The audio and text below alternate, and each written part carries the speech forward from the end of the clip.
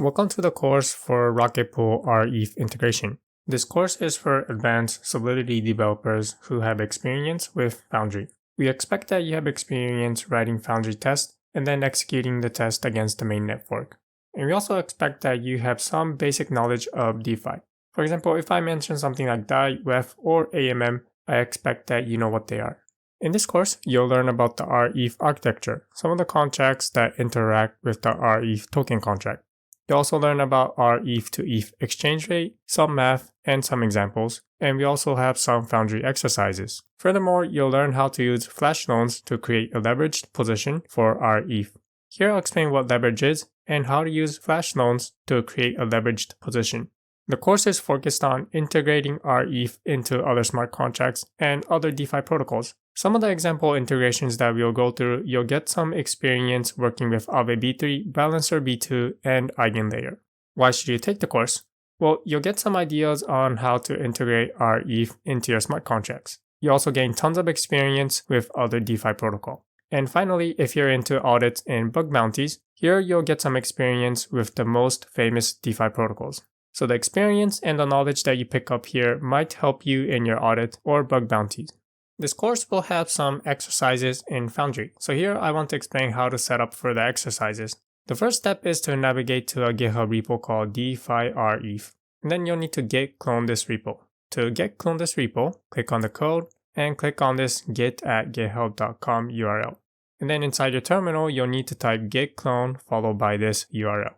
Once you git clone the repo, use your favorite code editor to open this repo. And then click on README. Here I'm going to show you how to set up Foundry so that you can do the exercises. The first step is to go to Foundry. So open your terminal and then cd into Foundry. cd Foundry. Once you're inside the Foundry folder, build a project by typing forge build. This should compile all of your contracts and install any dependencies. There's one other step that you'll need to do inside this Foundry folder. The exercises will execute against the mainnet fork. So you'll need to provide a mainnet fork RPC URL. I have the mainnet fork URL stored in a file called .emp. So going back to our code editor, clicking on Foundry, here you can see a file called .emp. To do the exercise, all you need to do is fill out this fork URL. And then when you execute the forge test, set this fork URL as the environment variable. The rest of the environment variables that you see over here are used to run forge scripts. This is an optional setting. Next, I'm going to explain about the folder structure for the exercises. Under Foundry and under Source, you'll see two folders that will interest you: Exercises and Solutions. Exercises will contain incomplete code where you will write your code and then execute the test. So for example, if you look at the test, you'll see that these tests are executed with the contracts from the Exercises folder. However, if you're feeling stuck, or maybe you just want to see the solutions, then there's two things you can do. You can click on the solutions to see the actual solutions, or if you want to run the test against the solutions, then change the file path. Change the file path from exercises to solutions, and then execute the test. To do the exercises, I'm back inside the GitHub repo DeFi ref, and then click on the README file. There will be sections where it says Foundry exercises. For example, let's click on one of this. Foundry exercise to add liquidity to a balancer. And this will take you to another README file where it will instruct you on what to do for the exercise. After you've completed the code and you're ready to test, go ahead and copy the test command and then execute it inside your terminal. When you do so, make sure that you set the fork URL as an environment variable. The full version of this course is available on Cyfrin Updraft. Follow the course on Cyfin Updraft for better tracking, quizzes, prove your knowledge, and join a community of over 50,000 Web3 engineers ready to help you out and answer your questions. Let's start with a quick overview of how ETH staking works. And by doing so, you'll see what limits regular users from running their own validator and directly staking into the ETH network. This will also give us a good understanding of what problem Rocket Pool solves. So, the purpose of ETH staking is to run validators, secure the network, and earn ETH rewards. The requirement to run an ETH validator is that you'll need 32 ETH to stake into the network. Prepare the validator key and the withdrawal key. And then you also need some technical skills to run the validator. So let's say that Alice has 32 ETHs. She also has the technical skills to generate a withdrawal key, a validator key, and also store these keys in a secure manner. With her 32 ETH, she wants to run a validator and secure the ETH network and earn some ETH rewards. The first step is to stake her 32 ETH. She does this by sending a transaction to a deposit contract, sending her 32 ETH, and the validator public key, which is derived from her validator key, and her withdrawal credentials, which is derived from her withdrawal key. The withdrawal key is later used when she wants to unstake her 32 ETH. Next, she will run a validator. The validator key is used by the validator to assign blocks and attest to transactions. So she'll need to take this validator key and then stick it inside this server that runs the validator software. And this is a quick overview of how ETH staking works. Now you can already see that for Alice to become a ETH staker, she first needs 32 ETH. Let's say that 1 ETH is $3,000, then 32 ETH is $96,000. That's a lot of money. So that's the capital requirement that Alice will need. And she also needs some technical skills to be able to run a validator and secure the validator keys and her withdrawal key. In the previous video, we saw the limitation for directly staking into the ETH network. In this video, I'll explain how Rocket Pool overcome these problems. Let's begin by answering the question, what is Rocket Pool? Rocket Pool is a decentralized ETH staking protocol. Remember in the previous video, we saw Alice become a staker into the ETH network, but there were some limitations. These limitations are solved by the Rocket Pool in a decentralized manner. As a quick review, the problem that we saw with solo staking ETH is that we needed 32 ETH, and we also needed the technical skills to run a validator and secure the keys. If you lack the capital requirement or the technical skill, then you cannot become an ETH staker. But what Rocket Pool allows a user is that you don't need 32 ETH, and you also don't need the technical skills to stake into Ethereum and earn some rewards. For example, let's say that Alice is a staker with 1 ETH and no technical skills. Linus is a node operator. He has the technical skills to run a server, secure the validator key and the withdrawal key. However, he only has 8 ETH. And again, to become a solo staker, you need 32 ETH. So Linus is lacking 24 ETH to become a validator. And then let's say that we have Whale, who has 320 ETH, but without any technical skills. All three of these users cannot become a solo staker in the ETH network. Alice lacks the capital requirement and the technical skills. Linus lacks the capital requirement, and Whale lacks the technical skills. However, under the Rocket Pool protocol, all three users can join into the Ethereum network as stakers. The way it works is that all three of these users will interact with the Rocket Pool contracts. Alice will deposit 1 ETH, Linus will deposit 8 ETH, and also register as a node operator. Whale will simply deposit 320 ETH. Now remember that to become a validator in the ETH network, you need a multiple of 32 ETH. The Rocket protocol will match all of these ETH that was deposited, the 1 ETH, the 8 ETH, and the 320 ETH that was all sent to the Rocket Pool contracts. So now, this Rocket Pool contract has more than 32 ETH. And now Linus can register as a validator within the Rocket Pool protocol to become a validator. Now here, instead of running the ETH validator software, Linus will have to run a Rocket Pool software. This Rocket Pool software will interact with the ETH network to earn ETH staking rewards. This ETH staking rewards will be split among Alice, Linus, and Whale, the stakers and the node operators. So this is how Rocket Pool is able to match different users with different resources so that all of them can join the Ethereum network and participate in staking and earn the staking rewards. What is rETH? rETH is a liquid staking token that is issued by the Rocket Pool. There's two ways to obtain rETH. The first way is to mint rETH by directly depositing ETH into the Rocket Pool protocol. Now for you to be able to do this, minting must be enabled by the Rocket Pool protocol. The other way to obtain rETH is by a decentralized exchange. You can swap any tokens to buy rETH. Let's look at an example of the first way, directly minting rETH from the Rocket Pool contracts. Let's say that Alice deposits 1 ETH into the Rocket Pool contracts. In return, let's say that she gets back 0.83 rETH. Now notice that she deposited 1 ETH, but she only got back 0.83 rETH. The exchange rate is not 1-to-1. This is because rETH is a yield-bearing token. It accrues value. Assuming that the Rocket Pool protocol is doing well, and the node operators of the Rocket Pool are performing well, then over time this rETH is going to collect ETH staking rewards. Hence it accrues value. It is yield-bearing. And that is why when Alice deposits 1 ETH, she gets back less of rETH. If she wants to redeem ETH from her rETH, then she would send this rETH back over to the Rocket Pool contracts, and hopefully she'll get back more than 1 ETH. The other way to obtain rETH is through decentralized exchanges such as Curb, Uniswap, and Balancer. For example, let's say that Joe has 1 ETH, and he swaps this 1 ETH with a decentralized exchange, and he gets back, let's say, 0.82 rETH. Now, when Joe does this, he'll need to keep in mind that there is some trading fee, so he might get less rETH than if he was to mint directly with the Rocket Pool contracts. Depending on the market condition, this might flip.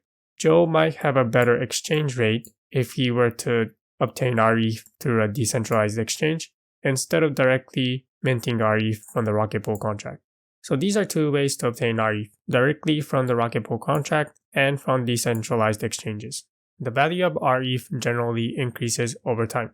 And we saw this in the previous example where Alice directly deposited 1 ETH into the Rocket Pool contracts and she got back 0.83 rETH. The exchange rate wasn't 1-to-1. And this is because rETH is usually more valuable than ETH. But why is it that generally rETH is more valuable than ETH? The reason is rETH increases relative to ETH because it accumulates staking rewards. Of course, if the node operators of the Rocket Pool are penalized for some kind of misbehavior, then the value of rETH can decrease relative to ETH. So assuming that the node operators of the Rocket Pool are performing well, then rETH will increase relative to ETH. Let's plot this on a graph and see visually how the value of rETH increases relative to the value of ETH. Let's start with definition. We'll say that the exchange rate of ETH per rETH is the amount of ETH backing 1 rETH. So for example, 1 rETH might be worth 1.2 ETH. Let's now plot this on a graph. On the vertical axis, we'll plot the exchange rate of 1 rETH to ETH. And then on the horizontal axis, we'll plot time. Here time moves from left to right. And now assuming that the value of rETH increases relative to the value of ETH, here's what the graph will look like. Over time, the value of rETH increases. And you also notice that the value of rETH is not a straight line going up. Instead, it looks like a stair that would jump up, and then it'll be flat for a while, and then it would jump up again. It looks like a stair. The reason is when the Rocket Pool protocol updates its exchange rate, you'll see the value of rETH increase. Rocket Pool rETH is a non-Rebase token, but what does that mean? So in this video, I'll explain the difference between a Rebase and a non-Rebase token. Example we'll be using in this video for the Rebase token will be the Lido ST ETH, and for the non-Rebase token, we'll look at Rocket Pool rETH. Okay, so let's start with Rebase token, Lido ST ETH. Rebase token means that the token supply and the balances change algorithmically. Inside the token contract, there is some kind of algorithm that determines the supply and each user's balance of the token. For example, let's say that inside the token contract, the token supply grows linearly over time. So what you might see is that over time, without any user interaction, the token supply will increase. And then maybe there's some kind of user interaction that burns the token, so the token supply goes down. And then without any user interaction again, the token supply increases linearly. Basically, the token supply and the token balance of users change over time without any user interaction. That's what Rebase token is. So, for example, let's say that a user has 1 ST ETH. ST ETH allows users to redeem ETH 1-to-1. So, if you had 1 ST ETH, then you can redeem it for 1 ETH. Now, let's say that some time has passed and this user's token balance, this user's ST ETH token balance has increased to 1.1. And this happens without any user interaction with the token contract, since this is a Rebase token. The supply in the token balance is determined by the algorithm inside the token contract. So let's say that now this user's token balance is 1.1 ST ETH. Again, this user can redeem ST ETH for ETH at a 1-to-1 exchange rate. So they have 1.1 ST ETH, they'll be able to redeem it for 1.1 ETH. Okay, so this is a simple example of a Rebase token. Next, let's take a look at a non-Rebase token. And for this example, again, we'll be using Rocket Pool rETH. Non-Rebase token means that the token supply and the token balances of users only change when there is a mint or a burn. So think about a regular ERC20 token. You have the function mint that will increase the total supply, and when the function burn is called, the total supply of the token will decrease. And we can see this in a graph over here. The supply, let's say, is static over time. When some user or some transaction mints new tokens, the token supply will increase. And then let's say that there is another transaction that burns some tokens, then the token supply will decrease. If there is no user interaction, the token supply and the token balance of users will remain the same. It will be static. rETH accrues value over time. So let's say that in the beginning the user has 1 rETH. For simplicity, let's say that the exchange rate of rETH to ETH is 1 to 1. User has 1 rETH. He'll be able to redeem 1 ETH. Let's say that some time has passed. The user still has 1 rETH. Since this is a non-rebase token, the token supply and the balances remain static. In this case, this user started out with 1 rETH. The token balance of this user remains the same, assuming that this user hasn't minted more rETH or burnt some of the rETH. As long as the user holds on to this 1 rETH, after some time this user will still have 1 rETH. However, the exchange rate of rETH will change. Since rETH generally accrues value, over time they'll be able to redeem more ETH for their rETH. For example, let's say that the user has 1 rETH and they will be able to redeem 1.1 ETH. So that's the difference between a rebase and a non-rebase token. Now, because of the way the token balances change are different between rETH and stETH, there might be different tax implications. First of all, I'm not a tax expert, so don't take this as a professional advice. So what I say here might not apply to the country that you have to pay taxes to. So with that said, let me comment on the possible tax implication based on how the token balances change between a rebase token and a non-rebase token. For a rebase token, the token supply increases, so this might be a taxable event, which means that you'll have to declare tax on the increase of stETH. And for rETH, this is a non-rebase token. Since the token balance of rETH does not change, this might mean that in the country that you have to pay tax, there is no taxable event here. The token balances are the same. But again, this is not a financial advice, so to be 100% accurate, you'll need to consult with a specialist. Once you have rETH, some of the things that you can do with it is to add liquidity to decentralized exchanges such as Uniswap V3, Curb, and Balancer V2. You can also lend your rETH to Aave, or you can create a leverage position by first supplying your rETH as collateral to Aave, and then borrowing a stablecoin to buy more rETH. Another thing that you can do with your rETH is to restake it on EigenLayer. Let's take a quick look at the examples that I just mentioned. First, you can add your rETH as liquidity to a decentralized exchange, such as Uniswap V3. For example, here inside the web browser, I have the Uniswap V3 app open, and I've navigated to the pool for rETH/ETH. And then to add liquidity to Uniswap V3, you will click on Add Liquidity, and then you will select the pair rETH and ETH, set a custom price range, and make sure that the price range is outside of the current price. Then scroll down, click on Continue, and specify the amount of rETH to deposit as liquidity. For example, I have 0.038 rETH, so I can put 0.01 rETH, and then click on Review to proceed with the transaction. Personally, I wouldn't recommend you put rETH as liquidity into Uniswap V3. The reason is, the value of rETH generally increases over time relative to the value of ETH. This is because rETH accrues the staking rewards. So if you were to add liquidity to Uniswap V3, then you're saying that you're willing to sell your rETH at a certain price range. But over time, rETH will grow in value. So to keep up with this increasing value of rETH, you'll have to keep on repositioning your liquidity position in Uniswap V3. Otherwise, you're selling your rETH at a discount. So if you want to provide liquidity to a decentralized exchange with your rETH, then I suggest you deposit your rETH into other decentralized exchanges such as Curb and Balancer. So if you wanted to deposit your rETH into Curb Finance, then head over to the Curb website and search for rETH. Notice that the TBL of this pool is only $700,000. So it's a small pool compared to other pools in the decentralized exchanges. However, if you wanted to proceed on adding liquidity to this pool, click on it, and then head over to deposit, and here you'll be able to specify the amount of WETH and rETH to provide as liquidity.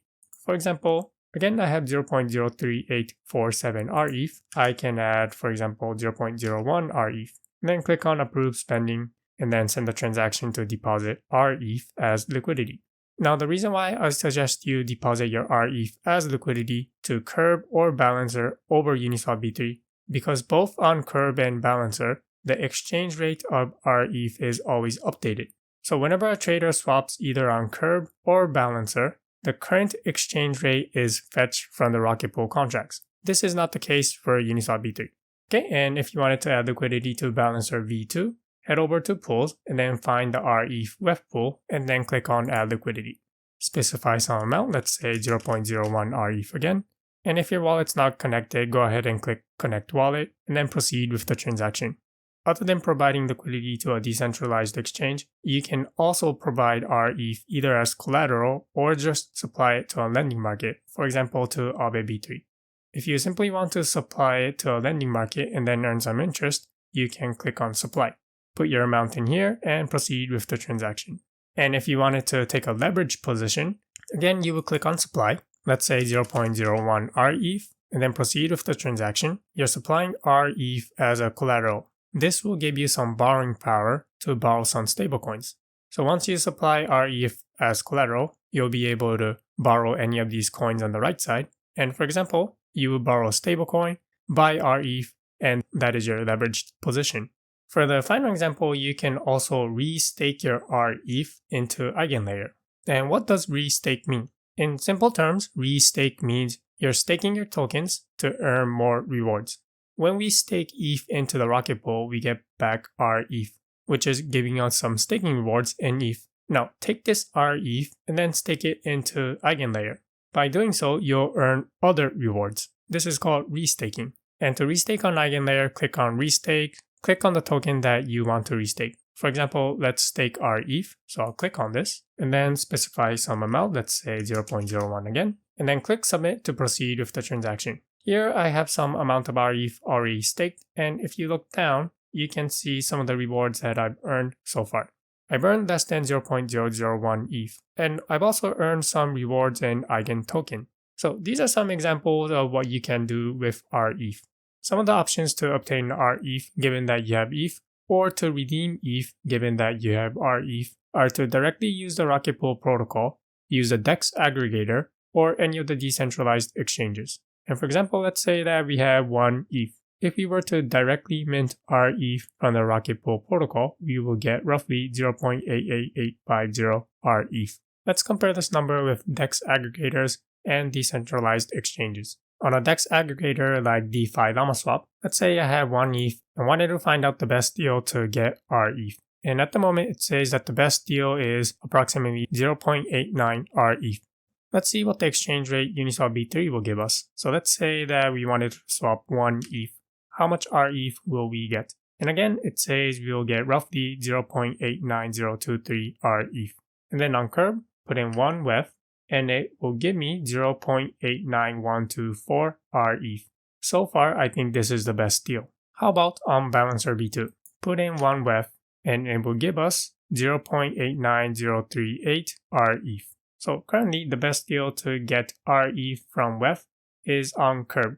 If you want the best deal for your rETH, you'll have to do something similar. Compare the exchange rates between different protocols. Here I compare the exchange rates between the Rocket Pool protocol, DEX aggregator, and some decentralized exchanges. This method goes both ways, to exchange ETH to rETH, and if you were to exchange from rETH back to ETH. It's helpful to understand several Rocket Pool contracts that the rETH contract interacts with. Let's start with the Rocket Pool storage contract. This is a contract that multiple Rocket Pool contracts have access to.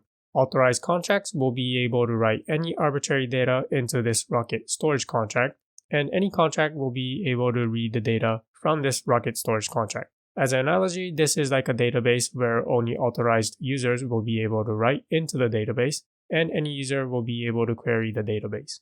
To be more specific, let's say that we have the Rocket Pool contracts and the Rocket storage contract.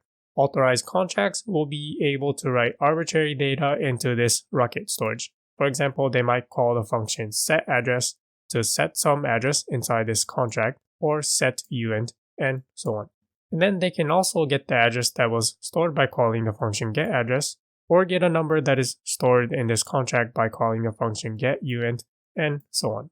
When a user deposits ETH and mints rETH, There are several Rocket Pool contracts that are called. However, here I want to highlight 3 contracts: Rocket Deposit Pool, Rocket Storage, and Rocket Token rETH. Let's say that Alice has 1 ETH and she deposits this 1 ETH into the Rocket Deposit Pool contract. Among many things, the Rocket Deposit Pool contract will get an address from the Rocket Storage. This will get an address for a contract that is responsible for the protocol settings. And here, it's going to check whether deposit is enabled or not. It checks that deposit is enabled, and if it is, it will call the function mint on the Rocket Token rETH. This is the rETH token contract. Now, the Rocket Token rETH contract will call the Rocket Storage contract so that it can get contracts to query data that is needed to calculate the exchange rate from ETH to rETH. Once the exchange rate is calculated, it will mint rETH to Alice. To redeem ETH from rETH, the user will have to burn their rETH. There are multiple contracts that are involved with burning rETH, but again here I want to highlight 3 contracts: Rocket Deposit Pool contract, Rocket Token rETH, and Rocket Storage. Let's say that Alice has rETH and she wants to redeem her ETH.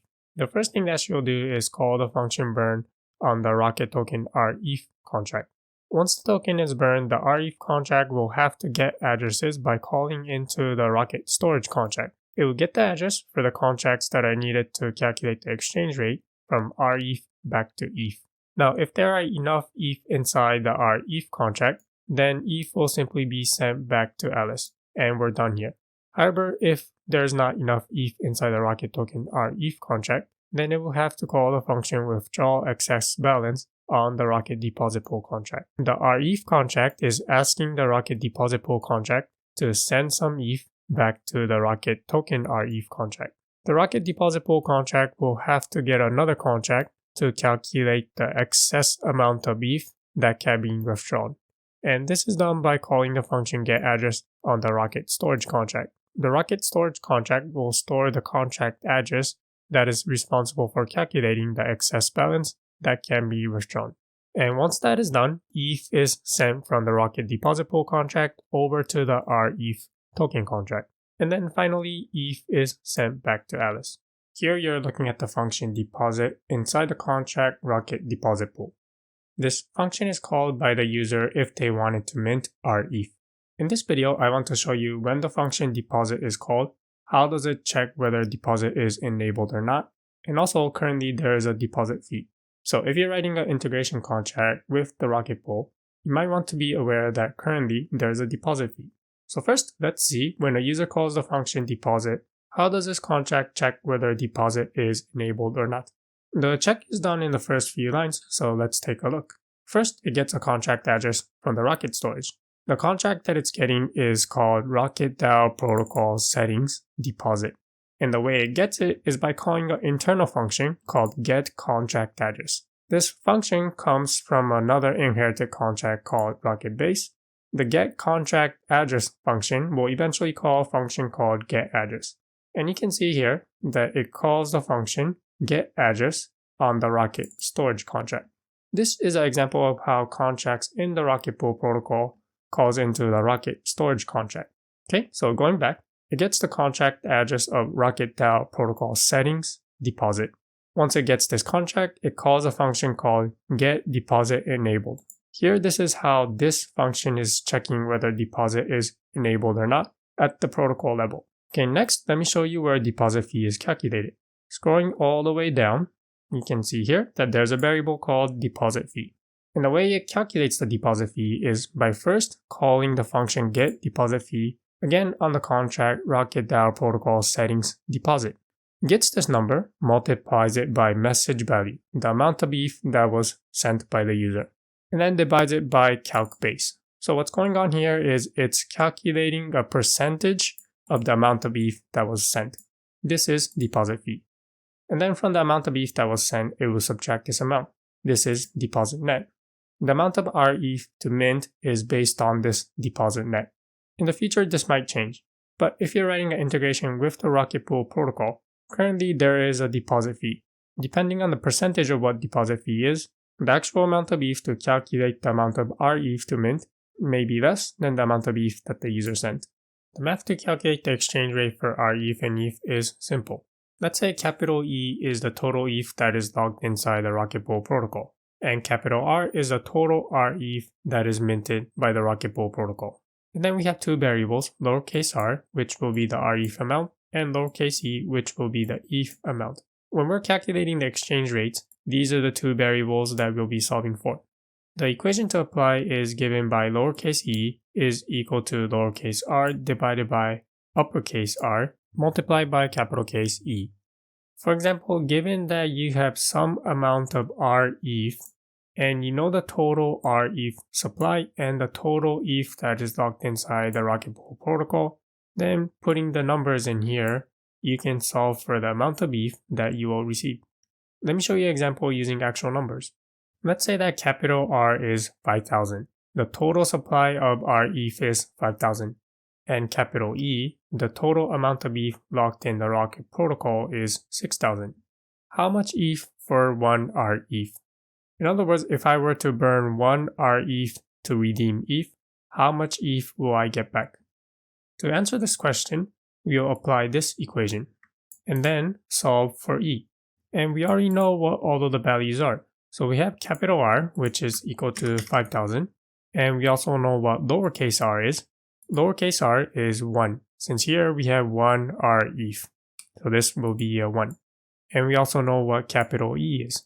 Total ETH locked in the Rocket Pool protocol. This is 6,000. And this is what we get.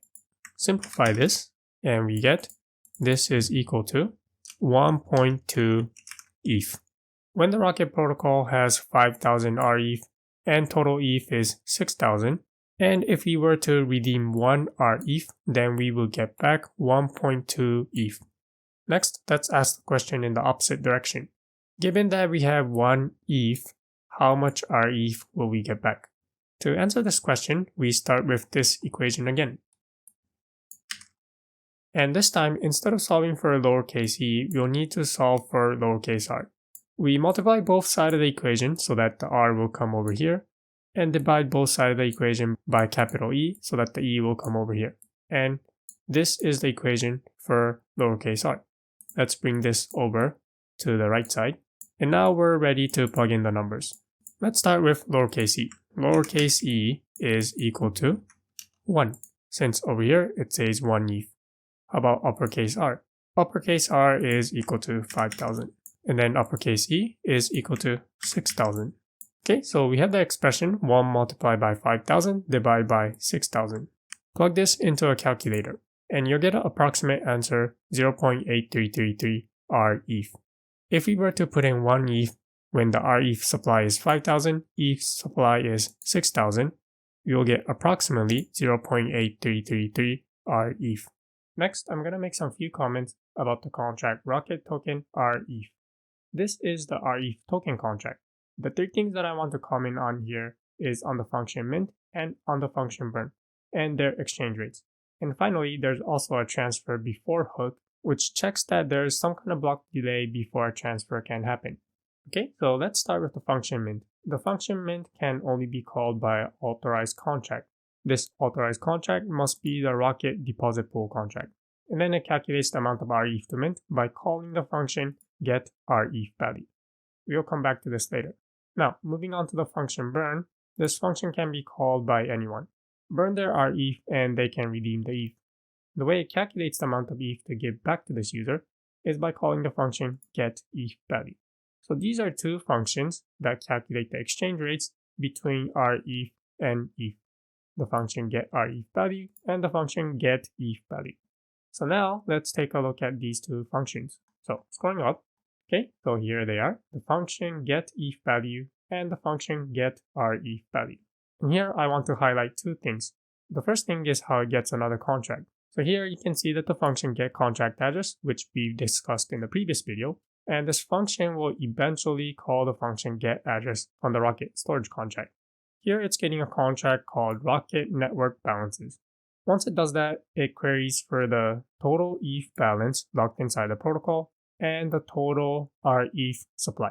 Once these two numbers are fetched, and then it used the calculation that we discussed that the amount of ETH to mint is given by the amount of rETH that was provided, multiplied by the total ETH divided by the total supply of rETH. You'll see a similar pattern with the function getRETHValue as well. What this function will do is it will calculate the amount of rETH to mint to a user given the amount of ETH that they provided. And again, the equation follows. The amount of rETH to mint will be equal to the amount of ETH that was given by the user multiplied by the total supply of rETH divided by the total ETH locked in the protocol. And these two values, again, are queried by getting the contract Rocket network balances from the Rocket storage and then calling the function get total ETH balance and get total rETH supply. Okay, the final comment I want to make is on the transfer hook. So at the bottom, you see that there's a hook called before token transfer. If from is not equal to address 0. If this is not a mint, if this is a regular transfer, then there is a block delay before another transfer can happen. And you can see this check over here. Block passed must be greater than deposit delay. To clarify, this isn't a block delay on all transfers. So let's dig a little bit deeper inside this code to see what the condition is for the block delay. The first thing to note here is that inside the comment it says check which block the user's last deposit was.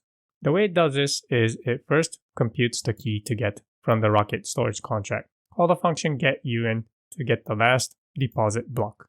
And then it will get the configuration for the deposit delay. And then it checks that the current block minus the last block this user deposited is greater than the deposit delay that is stored inside the protocol settings. So as you can see, this block delay does not apply to all transfers. It only applies to the last block that the user deposited.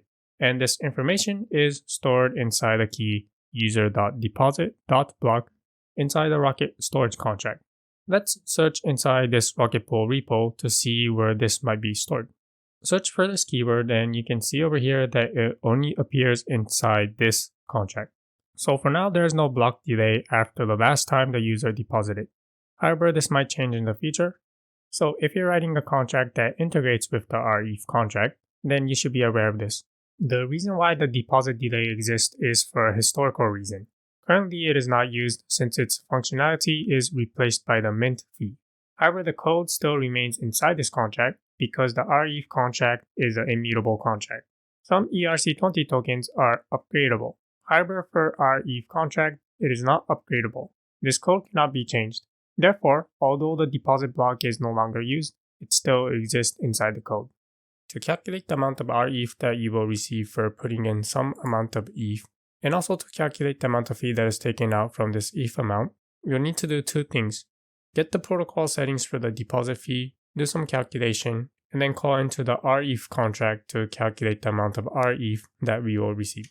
Let's start with the first part of getting the protocol settings for the deposit fee. Deposit fee is equal to protocol settings dot get deposit fee. Next, let's calculate the fee. This deposit fee will represent a percentage when we divide by the calc base 1e18. So we multiply the amount of ETH amount by this deposit fee and then divide by calc base. Fee is equal to ETH amount multiplied by deposit fee divided by calc base. And then the amount of rETH that you will receive is calculated by deducting this fee. Say ETH amount minus equals fee, and then we call the function ref.get rETH value, passing in this ETH amount where the fee is already deducted. Okay, and then let's assign this to the variable that is returned, rETH amount is equal to. Okay, let's execute the test. So here's the command forge test with the fork URL, and the test file will be exercise swap rocketpool.sol, and the name of the test that we're going to execute is called test calc ETH to ref. The test passed. Let's look at the logs. The exchange rate of 1 rETH is roughly 1.12 ETH. And for putting in 1 ETH, we roughly get back 0.888 rETH. And here's the deposit fee. The function calc ref to ETH will calculate the amount of ETH that we will receive given the rETH amount. The solution will be one line of code. So let's assign this return value ETH amount, the amount of ETH that you'll receive. The function that we'll need to call is ref.get ETH value, and then passing in the amount of rETH amount. To test your code, run the command forge test with the fork URL. The path for the test will be exercises swap rocketpool.sol, and the name of the test is called test calc rETH to ETH. And the test passes. For putting in rETH, you'll approximately get 1.125 ETH. Minting rETH can be disabled by the protocol. How can we check if the protocol is currently allowing minting of rETH or not? To check whether minting is enabled or not, you'll need to call the contract protocol settings and then call the function get deposit enabled. And to get the maximum deposit amount, we'll call a contract deposit pool and then call the function get maximum deposit amount. Okay, let's return this. Say return. And then inside the terminal, I'll execute this test command. The file is exercise swap rocket pool, and the function that will test the function get availability is called test get availability. The test passes, deposit is currently enabled, and the maximum deposit is approximately 2.425 with 22 decimals. The protocol setting for deposit delay is stored inside the Rocket storage contract. So we'll need to call rstorage, the contract rocket storage dot get uint, and then inside here we will need to pass in the key. So let's see what key we need to pass in here. Inside the rocket token rETH contract and inside the function before token transfer, it shows us how to get the deposit delay. The way it gets the deposit delay is this line of code. So the key is inside here.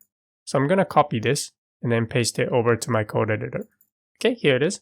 Let's test our code against the test. Here's the command to test the function get deposit delay. The test file is located under exercise swap rocket pool. And the function that we're going to execute to test the function get deposit delay is called test get deposit delay. Okay, and our test passed. To get the last block that the user deposited, again, we'll need to call the contract rocket storage.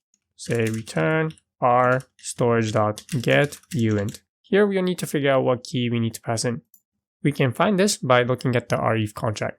Inside the rETH contract and inside the function before token transfer, we can see over here that this line of code gets the last block that the user deposited. And the code to compute the key is above this line. Let's copy this and then paste it in here and change this from to user. Okay, let's execute the test. The function that we're testing is called test get last deposit block. And the test passed. To swap ETH to rETH, we'll need to call the contract deposit pool and then call the function deposit. Deposit pool dot call the function deposit. We also need to send ETH to mint rETH, say value. Send all of the ETH that was sent into this contract. Message.value. That completes this exercise. Let's execute the test. The file that we're testing is exercise swap rocket pool, and the name of the test is test swap ETH to rETH. The test passed. Let's take a look at the logs. For putting in 1 ETH, we get approximately 0.8883 rETH. To swap rETH back to ETH, we'll need to call the function burn on the rETH contract. Essentially, we're burning our rETH. And to burn the rETH, we first need to point the rETH into this contract from message sender. So let's say rETH.transfer from message.sender to this contract. Address this for the amount rETH amount. And then we need to call the function burn on the rETH contract. rETH.burn for the amount rETH amount. This will burn the rETH and then send ETH back into this contract. For this contract to receive the ETH, let's declare a payable receive function. Receive external payable. And then execute the test command. The test file is exercise swap rocket pool, and the function that we're calling to test our function swap rETH to ETH is test swap rETH to ETH. Okay, the test passed. Let's go over the solution for how to swap WETH into rETH using Uniswap V3. Here you don't have to do much since there's already an internal function that will handle the swap with Uniswap V3. So all we have to do is make sure that we pass in the correct parameters into this internal function. The parameters to pass are token in, token out, fee, and these 3 parameters will identify the pool. Amount in, amount out min, and the receiver. Okay, so over here, later we'll call that internal function swap. But before we can do that, we first need to pull the WETH into this contract from message sender, and then approve the Uniswap V3 router to pull this WETH from this contract. So first, let's pull the WETH from message sender. WETH.transfer from message.sender into this contract address this for the amount WETH amount in. And then next, we'll approve the Uniswap V3 router to pull WETH from this contract over to the router. WETH.approve address of the router for the amount WETH amount in. And then call the internal function swap. The first input is token in. Token in is WETH. Token out is rETH. And the fee that identifies the pool is declared over here. It's imported from the constants. Uniswap V3 pool fee ref. I'll copy this, scroll down, and then paste it here. Okay, next is amount in. WETH amount in. Next is min amount out. This is rETH amount out min. And the last parameter is the receiver of rETH, address this. Okay, let's execute the test. The command to execute the test is forge test fork URL with the fork URL from the environment variable. The file is called exercise swap Uniswap V3, and the function that we're going to call is called test swap WETH to rETH. The test passes, and for swapping one WETH to rETH, we get back approximately 0.891 rETH.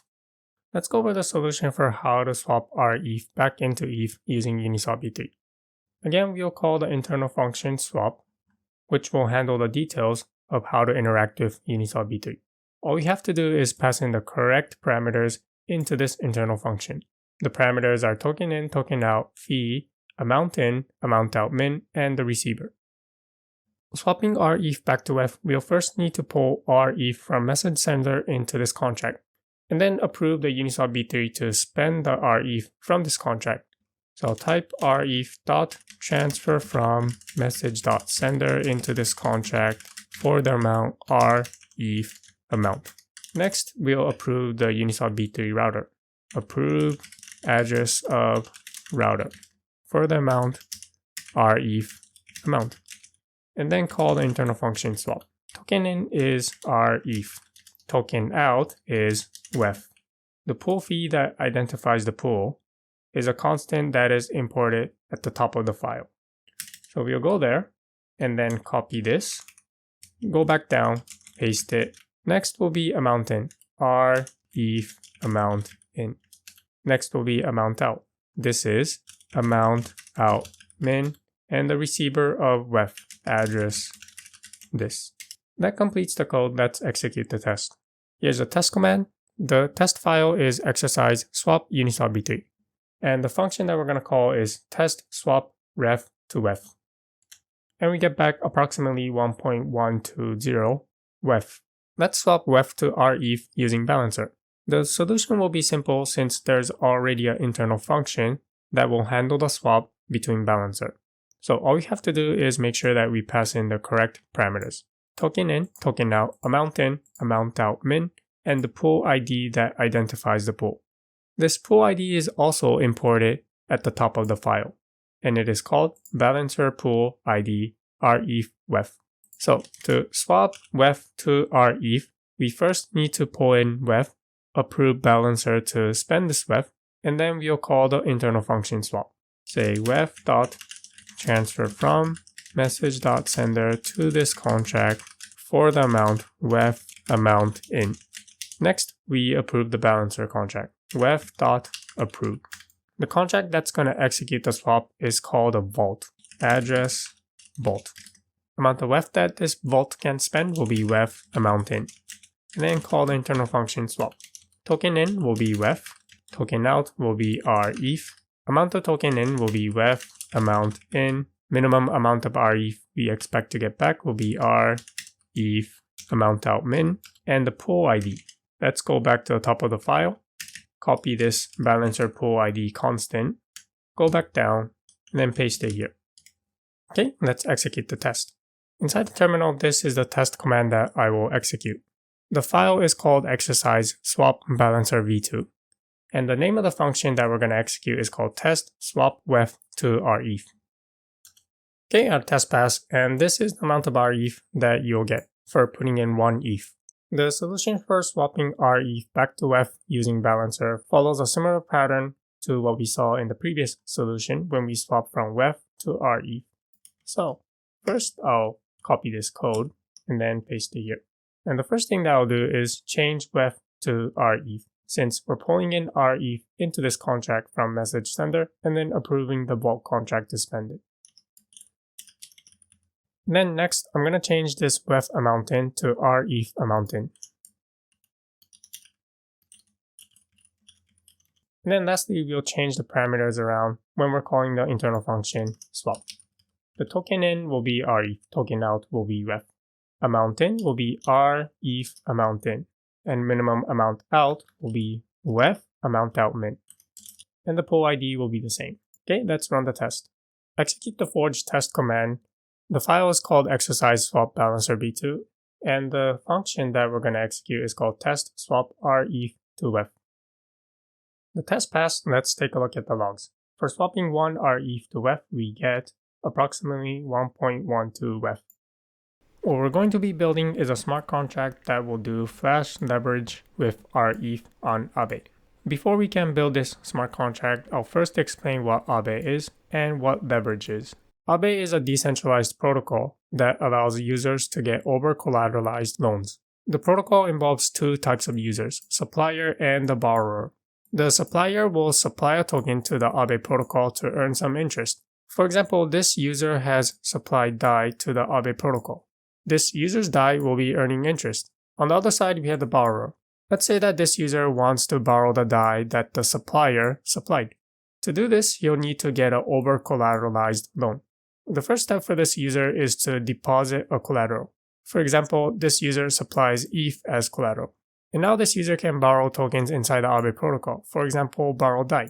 Now there's a limit to the amount of token that this user can borrow. The amount that they can borrow must be less than the amount of collateral that they supplied. Hence, this is called an over-collateralized loan. For example, if this user provided 1 ETH and 1 ETH is equal to $1,000, and for simplicity, let's also say that DAI is $1. So the amount of DAI that this user can borrow will be less than $1,000. The specific amount of tokens that this user can borrow from the Aave protocol will depend on the protocol settings for the collateral that was deposited. The borrowed tokens will accrue interest. So when this user decides to repay the amount of tokens that they borrowed, they'll have to pay the amount that they borrowed, the principal, plus the interest that accrued on the amount of tokens that they borrowed. The part of the interest that the borrower repays will go to the supplier. And this is how the supplier is able to earn some interest on the token that they supplied. In the previous video, we saw that for the user to borrow tokens from Aave, they'll first need to supply a token, and then afterwards, they can borrow a token. Now, the user cannot borrow any amount of token that they wish. There's a limit to the maximum amount that they can borrow, and this limit is calculated by what's called loan-to-value. Loan-to-value is a protocol settings that is set for each collateral. It determines the maximum borrowing power of a specific collateral. So each collateral will have a different LTV setting. Let's look at an example. Let's say that ETH as a collateral has an LTV of 75%. So if you deposit 1 ETH as collateral, then this means that you can borrow any token inside the Aave protocol up to 0.75 ETH worth of tokens. Let's plug in some numbers. So let's say that we put in 2 ETH as collateral when 1 ETH is equal to 3,000 USD. Now let's ask the question, how much USD worth of tokens can we borrow from the Aave protocol? To calculate the maximum borrow in terms of USD, we'll apply this equation. Take the LTV. Since the collateral is ETH, we'll take the LTV settings for ETH, and then the collateral amount, and then multiply this by the ETH USD price. This will give us the maximum borrowing in terms of USD. ETH LTV is 75%, so this will be 0.75. In this example, we deposited 2 ETH, so the collateral amount will be 2. And the price of ETH is $3,000, so we multiply this by 3,000. And this turns out to be 4,500. So for depositing 2 ETH when 1 ETH is equal to $3,000, maximum amount of tokens that we can borrow in terms of USD will be $4,500 worth of other tokens. For example, assuming that the stablecoin DAI is $1, then we will be able to borrow 4,500 DAI. In the previous video, we saw an example of how to calculate the maximum value that a user can borrow from the Aave protocol. Essentially, this was based on the LTV of the collateral, the amount of collateral that they deposited, and the price of the collateral. In the example, we calculated that this was $4,500. However, the price of the collateral is always changing. So let's say that you borrow the maximum amount of USD that is possible, $4,500, and the price of ETH goes down, let's say to $1,500. So now this user is under collateralized. The amount of collateral that they deposited is less than the amount of tokens that they borrowed. This condition that the current amount that the user has borrowed is more than the amount of collateral that they deposited is quantified into a single number called health factor.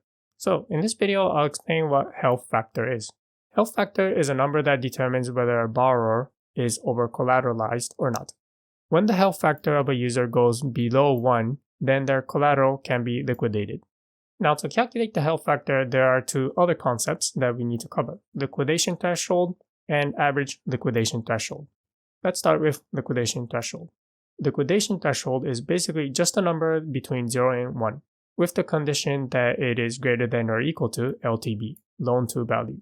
Loan to value is a number that is specific for each collateral. So liquidation threshold is also a number that is specific for each collateral. Okay, moving on, we have the average liquidation threshold.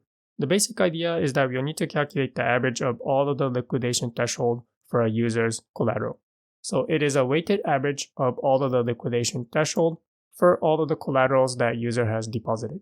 To be more precise, we'll define three terms. We'll define CR of U to be the USD value of collateral locked in a reserve R by user U.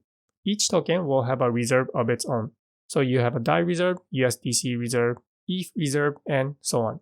If user U locks 1 ETH as collateral into the ETH reserve, and let's say that 1 ETH is $3,000, then CR of U for this user for ETH will be 3,000. This user has locked 1 collateral, and the USD value of 1 ETH is $3,000. How about for DAI? Let's say that this user has not locked any DAI as collateral. Then CR of U for this user for the reserve DAI will be 0, since this user has not locked any DAI as collateral. Okay, and then we have a similar term called BR of U. It's basically the same thing, except instead of collateral, this will be the amount of token that they borrowed from a reserve in terms of USD. For example, let's say that the user has borrowed 3,000 DAI. Then BR of U for this user, where R will be DAI, will be 3,000. Okay, and then we have the last term, L of R. This will be the liquidation threshold specific to reserve R. Now we can come up with the equation for the average liquidation threshold for user U. Let's call this L of U. And basically this will be the weighted average of all of the collaterals that this user has provided multiplied by the liquidation threshold. So for each collateral that this user has deposited, we multiply that amount by L of R and then sum the total. And then we divide this by the total amount of collateral that this user has locked. This is average liquidation threshold. This number will be used in the next step to calculate the health factor. Health factor is a number that tells the Aave protocol whether a user's collateral can be liquidated or not. To be more precise, let's define H of U to be the health factor of user U. The health factor of user U is equal to the average liquidation of the user, multiplied by the total amount of collateral that this user has locked in the Aave protocol in terms of USD, and then divide by the total amount of tokens that this user has borrowed from the Aave protocol in terms of USD. The user's collateral can be liquidated if the health factor of the user is less than 1. This equation is a little bit unintuitive, but once we plug in this equation into this condition and then rearrange it, then it will become more clear. So let's start by copying this equation. So this is the condition for liquidation. Let's replace this H of U with this equation. So this is the condition for liquidation. Now let's rearrange this inequality.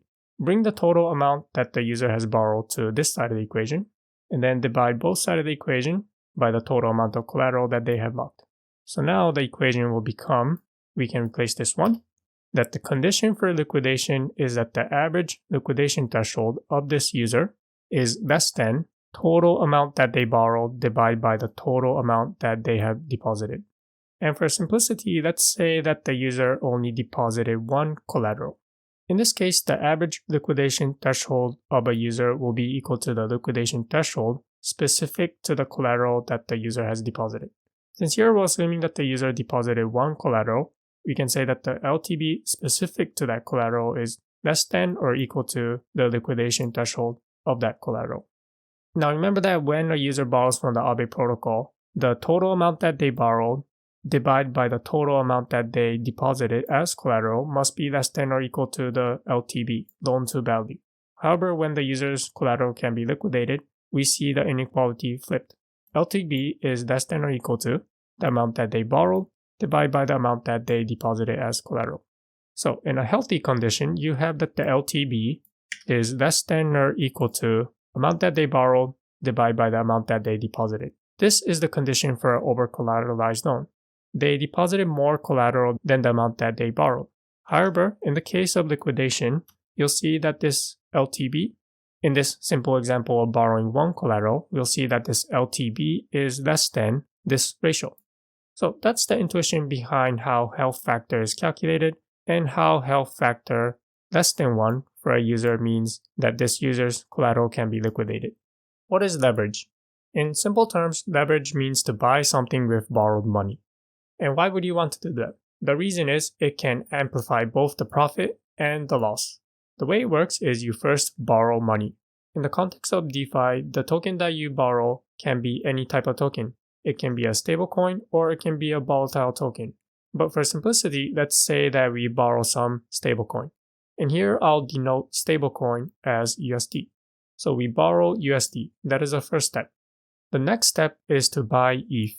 When you buy ETH, you're expecting that in the future, the price of ETH will appreciate. It will increase.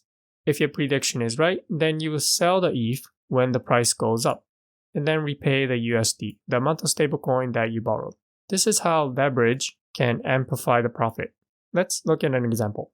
The first step is to borrow stablecoin. We'll imagine that we are interacting with DeFi protocols, and we also assume that the only loan that we can get is an over-collateralized loan. In the case of Aave, the amount of stablecoin that we can borrow will be limited by the LTV and the amount of collateral that we deposit. So let's say that the LTV of ETH is 80% and the amount of collateral that we deposit is 2 ETH. We also say that the current price of ETH is 1 ETH equal to $3,000. Okay, so first let's calculate the maximum amount that we can borrow from Aave. This is LTV multiplied by collateral amount and then multiplied by the collateral price. Plug in the numbers and we get 0.80 for LTV 80%, 2 for collateral amount, and the USD price of ETH is 3,000. This is equal to 4,800 USD. So this is the maximum amount of USD that we can borrow from an over-collateralized lending protocol like Aave. The next step is to buy ETH with the borrowed money. We saw that the maximum amount of USD that we can borrow is 4,800 USD. So let's say that we borrow 4,200 USD. And then swap this 4,200 USD to ETH. The current price of 1 ETH is 3,000 USD. So if we have 4,200 USD, then we'll be able to buy 1.4 ETH. Next step is to sell ETH that we bought if the price of ETH goes up. So let's say that the price of ETH went up from 3,000 to 4,000 USD. Let's swap the ETH that we bought back to USD. We have 1.4 ETH and the current price of 1 ETH is 4,000 USD. So we get back 5,600 USD. The last step is to repay the USD that we borrowed. For simplicity, we'll say that the interest on borrow is equal to 0. We borrow 4,200 USD, so this is the exact amount that we need to pay. Let's now calculate the profit. When we sold our ETH, we got back 5,600 USD. The amount that we have to repay is 4,200 USD. The leftover is 1,400 USD, which is equal to our profit. Finally, let's compare the profit between taking a leverage and not taking a leverage. So taking a leverage, the profit was 1,400 USD. Now remember that at this point, we still have our 2 ETH collateral. If we were to not take a leverage, let's see how much profit we would have made. Let's say that we don't take a leverage, so we don't put this as collateral. We start out with 1 ETH equal to 3,000 USD. Later on, the price of ETH goes up to 1 ETH is equal to 4,000 USD. If we had bought those 2 ETHs when 1 ETH was equal to 3,000 USD, and then sold it when 1 ETH was equal to 4,000 USD, the profit will be 2,000 USD. So if we did not take a leverage, and we bought 2 ETHs when 1 ETH was equal to 3,000 USD, and the price of ETH went up to 4,000, and we sold our 2 ETH here, the profit will be 2,000 USD. Finally, let's compare this with the profit that we would have made if we took out a leverage. If we took out a leverage, we got back 1,400 USD. And remember, at this point, we still have the 2 ETH. if we had bought 2 ETHs when 1 ETH was equal to 3,000, and then we sold it when 1 ETH was equal to 4,000, that's an additional 2,000 USD. So the difference in profit between taking a leverage and not taking a leverage, and also selling our ETH is 1,400 USD. By taking a leverage, we made more profit. However, if the price of ETH went down instead of going up, then we would have made more loss compared to not taking a leverage. So by taking a leverage, you take on more risks, and there's a possibility of making more profit and also more loss. We saw a simple example of creating a leveraged position in the previous video. What we did was we deposited collateral and then borrowed some money and then bought more collateral.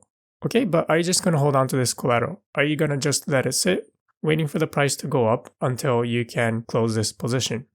Well, here's an idea. How about if you take this collateral and then repeat the process? Deposit collateral, borrow, and then buy collateral again. Now we have a collateral again, so why not repeat this process again? So it looks like we can repeat this process indefinitely to create an infinite leverage. However, for over-collateralized loan, you'll see that there's a limit to the leverage that we can create. So in this video, I'll explain why max leverage is given by this equation where this L is equal to the LTV. To derive the final equation of max leverage, we'll start with some definitions. Let's say that C is equal to the initial amount of collateral that was deposited, and P will be the current price of the collateral, and L will be equal to the loan to value, LTV. The process of creating a leverage position was to first borrow some amount of USD. The maximum amount that can be borrowed is the loan to value times the amount of collateral times the price of the collateral. The next step is to buy more collateral. The amount of collateral that can be bought is the amount of USD that we borrowed divided by the price of the collateral. And this simplifies to L times C, LTV multiplied by the amount of collateral. And then the next step to close the loop is to deposit this L times C amount of collateral again. Let's summarize these 3 steps. We first started with C amount of collateral. This is our initial amount of collateral that we deposited. And when we did that, we were able to buy L times C amount of collateral. And here we're assuming that there's no trading fee. Now let's see what happens if we repeat this cycle many times. What is the limit as we repeat these 3 steps over and over again? Let's calculate the maximum amount of collateral that we can collect for a leveraged position. Initially, we start with C. This is the amount of collateral that we have. We borrow some stablecoin, and the maximum amount of collateral that we get back, let's say, is L times C. And now we're going to deposit this collateral again. We started with L times C. And to this, we multiply by L, so we get L squared times C. And then we do again. We start with L squared times C, borrow this much amount of USD, and then swap it back to collateral. And we'll get back this much amount of collateral. Okay, and we can continue this process indefinitely. Since there's a C in every term, we can also simplify the equation. Now this part of the equation inside the pink rectangle is a well-known equation called a geometric series. There's an explicit formula for calculating the sum of all of these terms, which is given by this expression. And for L strictly less than 1, this converges to a number 1 divided by 1 minus L. Using this fact, when we apply it to this part of the equation, we get that this equation is less than C multiplied by 1 divided by 1 minus L. And this tells us that the maximum leverage, the maximum amount of collateral that we can collect for a leveraged position is C multiplied by this factor, 1 over 1 minus L. Let's go through an example with some numbers. Let's say that the LTV is equal to 0.8. And let's calculate the maximum leverage. This is given by 1 over 1 minus L. Plug in the numbers, and this is equal to 1 over 1 minus 0.8, which is equal to 5. This tells us that the maximum leveraged position that we can create for an over-collateralized loan is 5 times the amount of collateral that we initially deposit. So far, we saw how to create an increased leveraged position by looping. We loop through the process of depositing collateral, borrowing some stablecoin, and then buying more collateral. And then we repeated that process over and over again. However, if we were to do that with smart contracts, then it would use up a lot of gas. We can create the same result using a flash loan, and here we don't have to loop through the 3 steps, so it will save some gas. To open a leveraged position, we will start with some initial amount of collateral. The next step is to flash loan USD, stablecoin. And then using that stablecoin that we just flash loan, we'll buy more collateral. The next step is to deposit the collateral that we had from step 0 and the collateral that we just bought. Supply both of them to Aave as collateral. Once the collateral is deposited, we can borrow stablecoins from the Aave protocol. The stablecoin that we just borrowed will be used to repay the flash loan from step 1. And this is how you create a large leveraged position without looping through the process of depositing collateral, borrowing stablecoin, and then swapping the stablecoin for collateral, and then redepositing it as collateral. Let's see how to close a leveraged position using flash loans. Before we start, remember that this user has borrowed USD and has collaterals locked in Aave. So to close a position, this user will first get a flash loan of a stablecoin, and then use this stablecoin to repay the stablecoin that this user borrowed. Once the stablecoin debt is repaid, this user can now unlock the collaterals that he deposited. This collateral will include the collateral that the user bought and the initial amount of collateral that the user deposited. Sell this collateral on a decentralized exchange such as Uniswap, and then repay the flash loan. Whatever amount that is left over from swapping the collateral to stablecoin and then repaying the flash loan is the profit that the user will receive. And the user can also unlock the initial amount of collateral that he locked. Given that we provide some amount of collateral, what is the maximum amount that we can borrow from a flash loan and then create a leveraged position? Surprisingly, the answer turns out to be a simple equation. To derive that equation, we'll start with some definition. Let's say that B is equal to the total borrowed USD, and C will be the total collateral in USD. C0 will be the initial amount of collateral in USD deposited by the user, and L will be the loan-to-value ratio for that collateral. Since the amount that we can borrow must be less than the amount of collateral that we deposit, here we have our first equation. The total borrowed divided by the total collateral must be less than or equal to the loan-to-value, LTV. Next, let's introduce a variable called F. We'll denote this as the flash loan amount in USD, the amount that we're going to borrow using flash loan. And then we have our second equation. The total borrowed will be exactly equal to the total amount of flash loan. In other words, we're going to borrow this much amount to repay the flash loan. Moving on, we'll say that COBS is the USD amount of collateral swapped from a flash loan. And here we will assume that there's zero slippage on the trade, and also the swap fee is equal to 0. So all of the amount that we borrow from a flash loan can be converted into the collateral. Next, we'll rewrite this COBS, the USD amount of collateral that we just swapped using the flash loan. We'll write this as some multiple of the initial amount of collateral that we deposited. C0 is the initial amount of collateral that we deposited in terms of USD, and K will be some number. When we multiply K with C0, we get CS. Now that we have an equation for CS in terms of C0, let's now rewrite C. Again, C is the total collateral in USD. And this is equal to C0, the initial amount of collateral that was locked, plus the amount of collateral that was swapped. So I'll copy this and then say C0 is equal to the initial amount of collateral that we locked, plus the amount that was just swapped from the borrowed stablecoin. Okay, and this is equal to, next we're going to use this part of the equation to replace CS. So this is equal to, CS is equal to some multiple of C0, K plus C0. And we can further simplify this equation. This will be equal to 1 plus this value K times C0. We'll come back to this equation later, so I'll just highlight it for now. So now, let's put everything together to solve for F. Remember, F was the flash loan amount in USD. Let's start with these two equations. That the amount to borrow must be less than the LTV, and the amount of flash loan will be the amount to borrow. I'll paste these two here. Okay, so let's rewrite this equation as, let's just replace the B with a F. So replace the B with the F, and we get this equation. Next, let's replace the C with the equation that we derived. So this is equal to 1 plus K multiplied by C0. And next, let's replace F.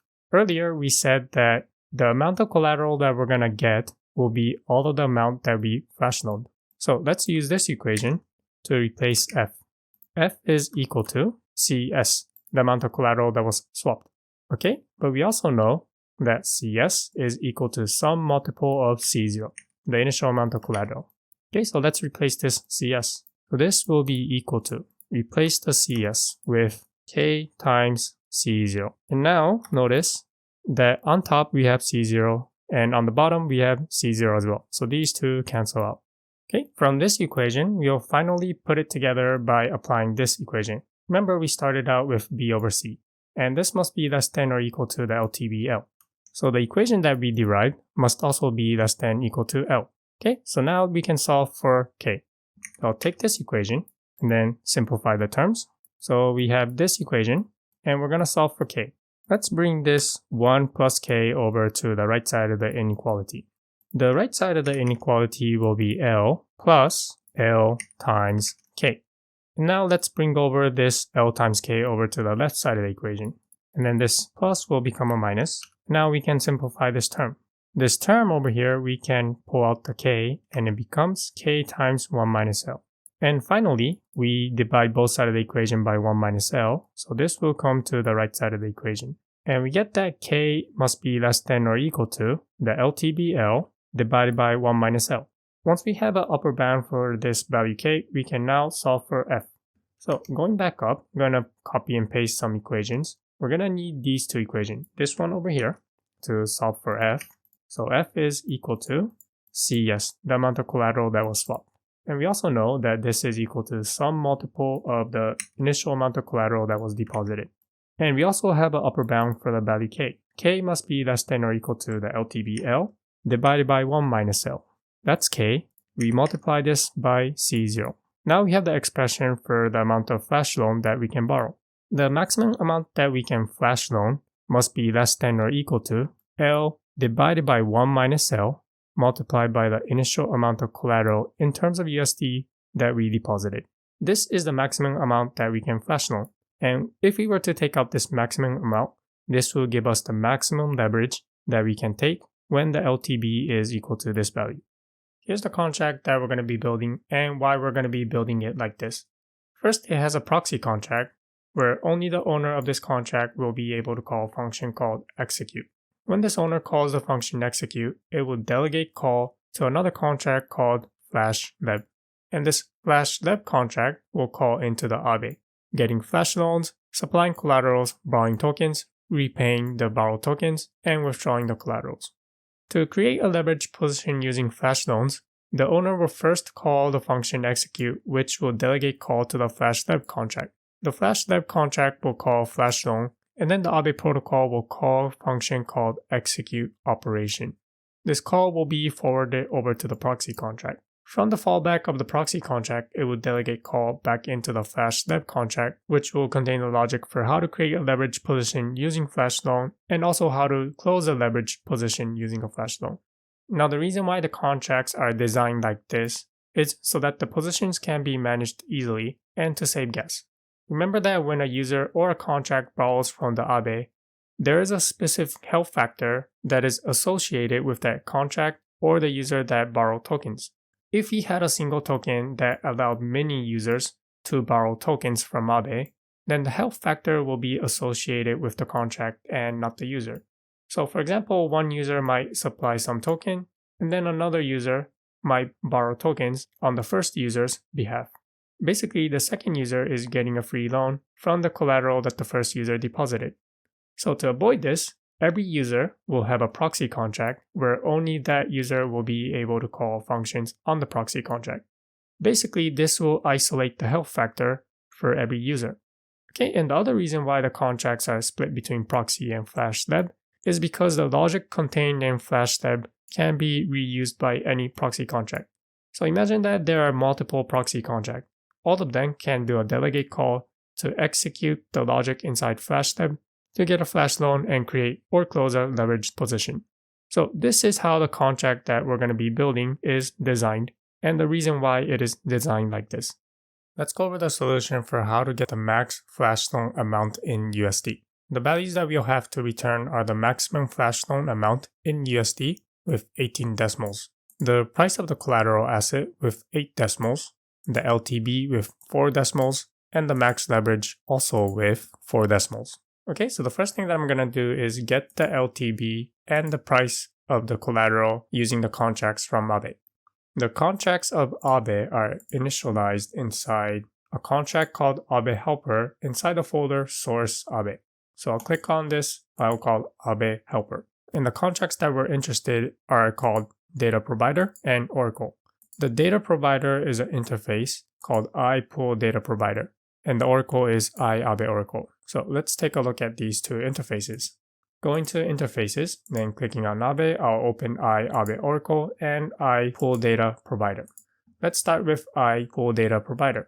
There's a single function called getReservedConfigurationData, takes in the address of the token, and it returns a bunch of data.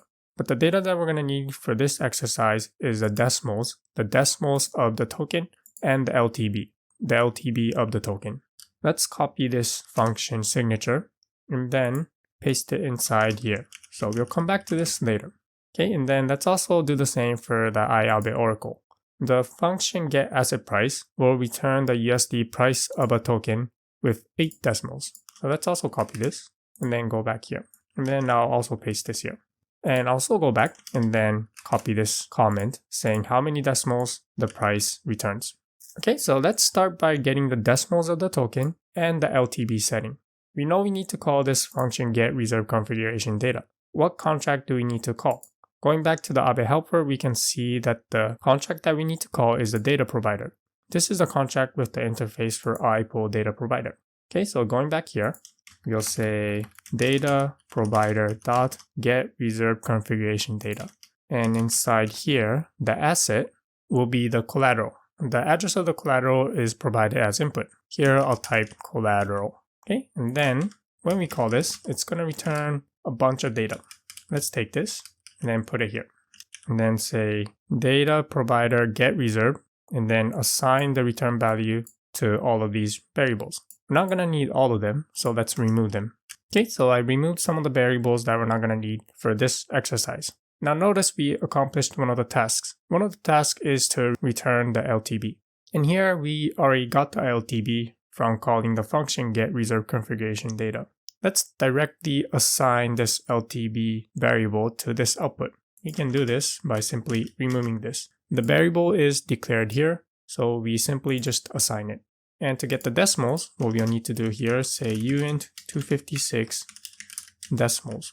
First, declare it, and then inside here, we'll assign it. So we got the LTB and the decimals. Let's move on. Next, let's get the price of the collateral. So the function that we'll need to call is getAssetPrice. And the contract that we'll need to call, going back to the Aave helper, we can see that we need to call the oracle contract.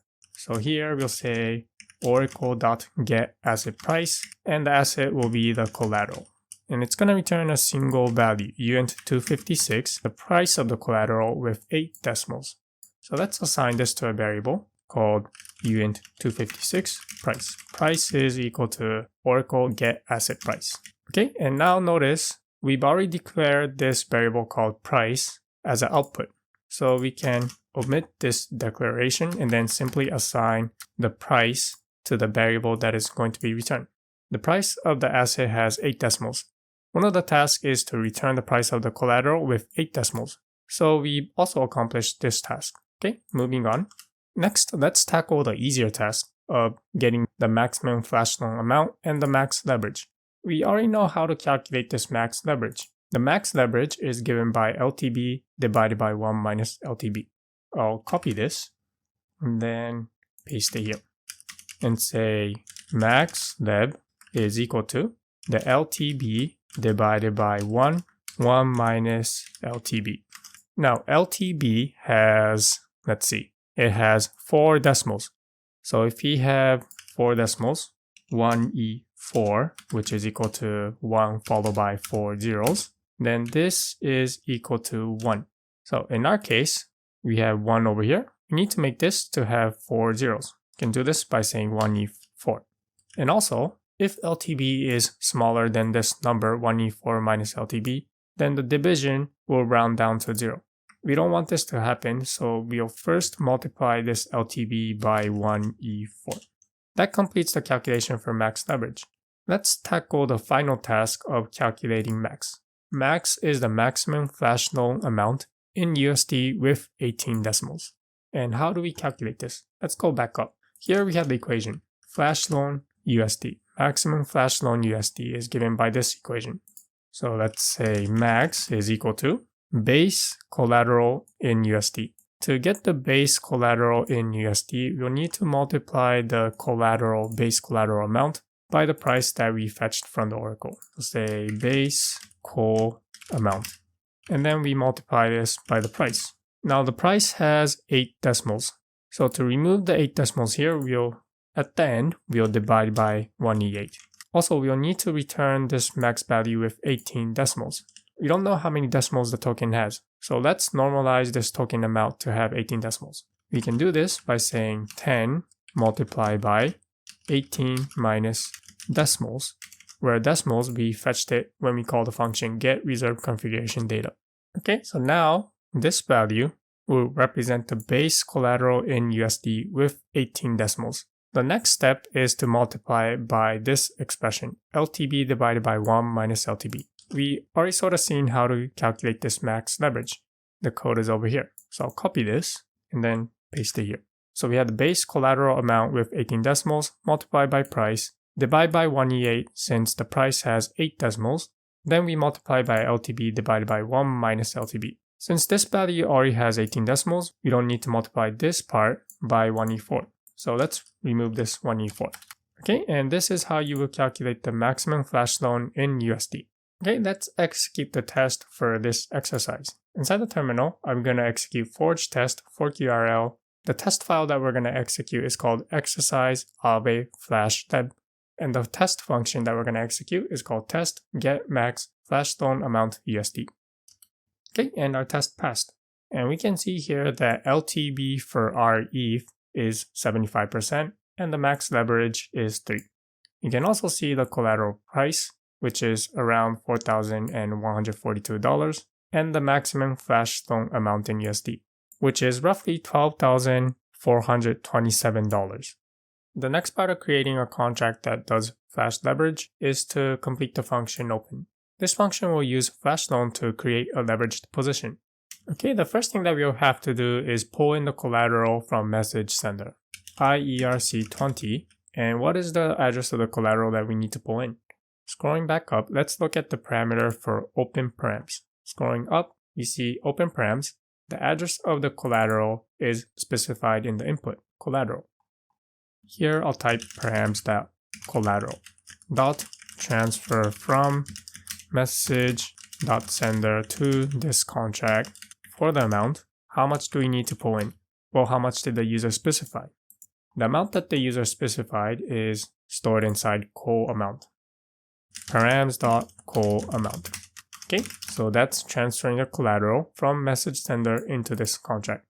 The next step is to initiate a flash loan. And to do that, there's a helper function inside the contract Aave helper. Okay, here it is, flash loan.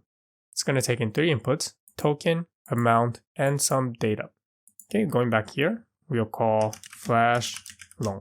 Okay, and what is the coin that we need to flash loan? What is the token that we need to flash loan? Is it the collateral or is it the stablecoin? Well, let's scroll back up to review what the flow is for opening a leveraged position. Okay, so here it is. I'll copy this comment, steps to open a position, and then go back down, and let's paste this here. Steps to open a position, flash loan stablecoin. So the token that we'll need to flash loan is the stablecoin. Inside the input, open params, where is this address of the stablecoin stored? The stablecoin is stored under the address coin. So here we'll say params.coin. Next is the amount. The amount of stablecoin that we want to flash loan. Where is this stored? It's stored as coin amount. Params.coin amount. Okay, and then data. What data do we need to encode? The data that we'll need to encode is the flash loan data. So let's copy this so that we know what parameters to pass. And then we'll need to encode it as bytes. So say ABI.encode. And then we'll initialize our struct inside here. Flash loan data. Okay, let's start with coin. The address of the coin will be params.coin. Address of the collateral will be params.collateral. And open is a boolean. Is this a flash loan to open a leveraged position? Yes, it is. So we'll set this to true. Address of the caller. Caller here will be message.sender. The address that called the function open to initiate a leveraged position. Message sender. Call amount. What is the amount of collateral that we're gonna initially deposit? This is stored in as params.callAmount. Params.callAmount. Okay, and then swap params. This swap params is a data that will be forwarded over to a swap helper contract, which will call into a DEX to execute the swap. And this data is stored inside our inputs, open params, so we can just simply forward this. Say params.swap. Okay, so that will initiate a flash loan. Later, we'll need to implement the callback of the flash loan. But for now, let's complete this function open. The last part is to check the help factor. After we do a flash loan to create a leveraged position, we want to make sure that the help factor is greater than some number that the user specifies. Okay, so how do we get the help factor? Well, let's go to the Aave helper contract and look for a function where we might be able to get the help factor. And here's a function called getHelpFactor. It takes in single input address that we want to get the help factor for, and it returns the help factor of the user. So let's copy this function and then paste it over here. Get help factor of this contract, address this. And we want to require that this is greater than or equal to the help factor that the user specifies. The help factor that the user specifies is stored inside open params min help factor. Params.min help factor. Let's say with the error message, help factor is less than min. Okay, so that completes the open function. Next, let's implement a flash callback when we're opening a leveraged position. So we'll write our code inside this internal function called flash loan callback. And just to explain what's going on here, when we do a flash loan, this function is stored inside the Aave helper. So here it is. It will execute a flash loan on Aave contract. The Aave contract will call back into a function called execute operation.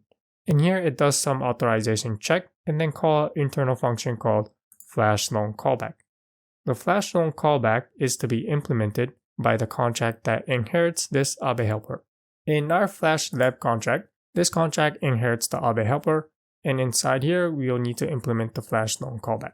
So let's implement the logic for opening a leveraged position. And to do that, I'm gonna first go up and then copy this steps again, so that we know what code we need to implement.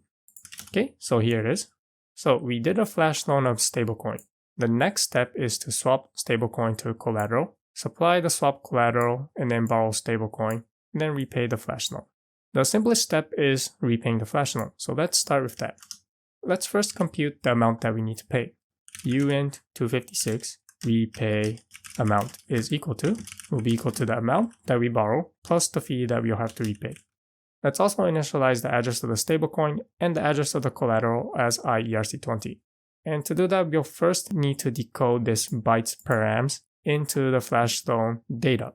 The flash loan data, the one that we ABI encoded into bytes over here. We're now going to decode this. Going back down, here we'll say flash loan data memory. We'll name this data is equal to ABI dot decode the raw bytes params as flash loan data. Okay, once we have the data decoded, we can get the address for the coin and the address of the collateral. So let's initialize them as an IERC20 interface. IERC20. Let's call this coin is equal to IERC20 data.coin. And then we'll do the same for collateral. IERC20 collateral is data.collateral initialized as IERC20. Okay, so we can now finally complete the last step, repaying flash loan, since we initialized the coin and collateral as an interface. So the last step is to approve Aave for the amount, repay amount. This is the amount that we must repay. So we say coin.approve and then say address.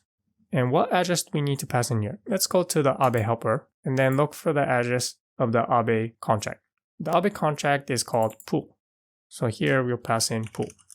For the amount, repay amount. Okay, so that's step 4. Next, let's move on to step 2. swap stablecoin to collateral.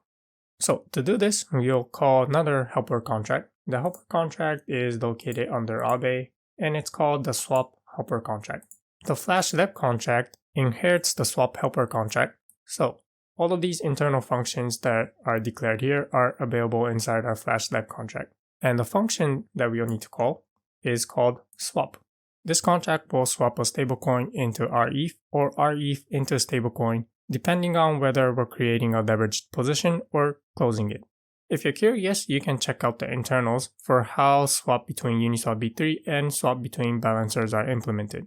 Without going into the details, here I want to focus on how to create a leveraged position or close a leveraged position using a flash loan. So we'll treat this function swap like a magical function where if we pass in the inputs, we'll get what we want. The inputs that we'll need to pass in are token in, token out, amount in, and amount out min, and any data that is specific to the underlying DEX that is swapping the tokens. And it's going to return a single output, amount out. And that's all you need to know about how to call this function. Pass in the correct parameters and you'll get amount out. Now, if you want to create a flash leverage contract for other tokens, then you'll need to modify this internal logic. You might only need to swap tokens using Uniswap V3, or you might need to swap tokens involving other AMMs such as balancer and curb. Let's copy this function signature so that we know what inputs to pass and what output will come out. And then let's go back to our flash leverage contract. So we're working on step 2, swap stablecoin to collateral. And the function that we'll call is the internal function called swap. It's going to return amount out, uint 256 amount out. And these are the parameters that we're going to pass in. Token in will be, we're swapping from stablecoin to collateral. So token in will be the address of the stablecoin, address of the coin. Token out will be the address of the collateral, address, collateral. Amount in will be the amount that we flash loan, amount. And amount out min, where can we get this value from? Let's scroll back up, and inside the struct called open params, this is the input that we pass in when we call the function open. It has a param called swap. Let's take a look at this struct. So inside here, it has two inputs, some arbitrary data that is passed to the underlying AMM, and also a field called amount out min. So let's use this. Here, this will be data.swap.amount out min, and the arbitrary data to pass to the underlying AMM. This will be data.swap.data. Okay, so this is how we will swap from stablecoin to collateral. And to be more precise, let's rename this variable amount out to collateral amount out, co-amount out. Okay, so that's step 2.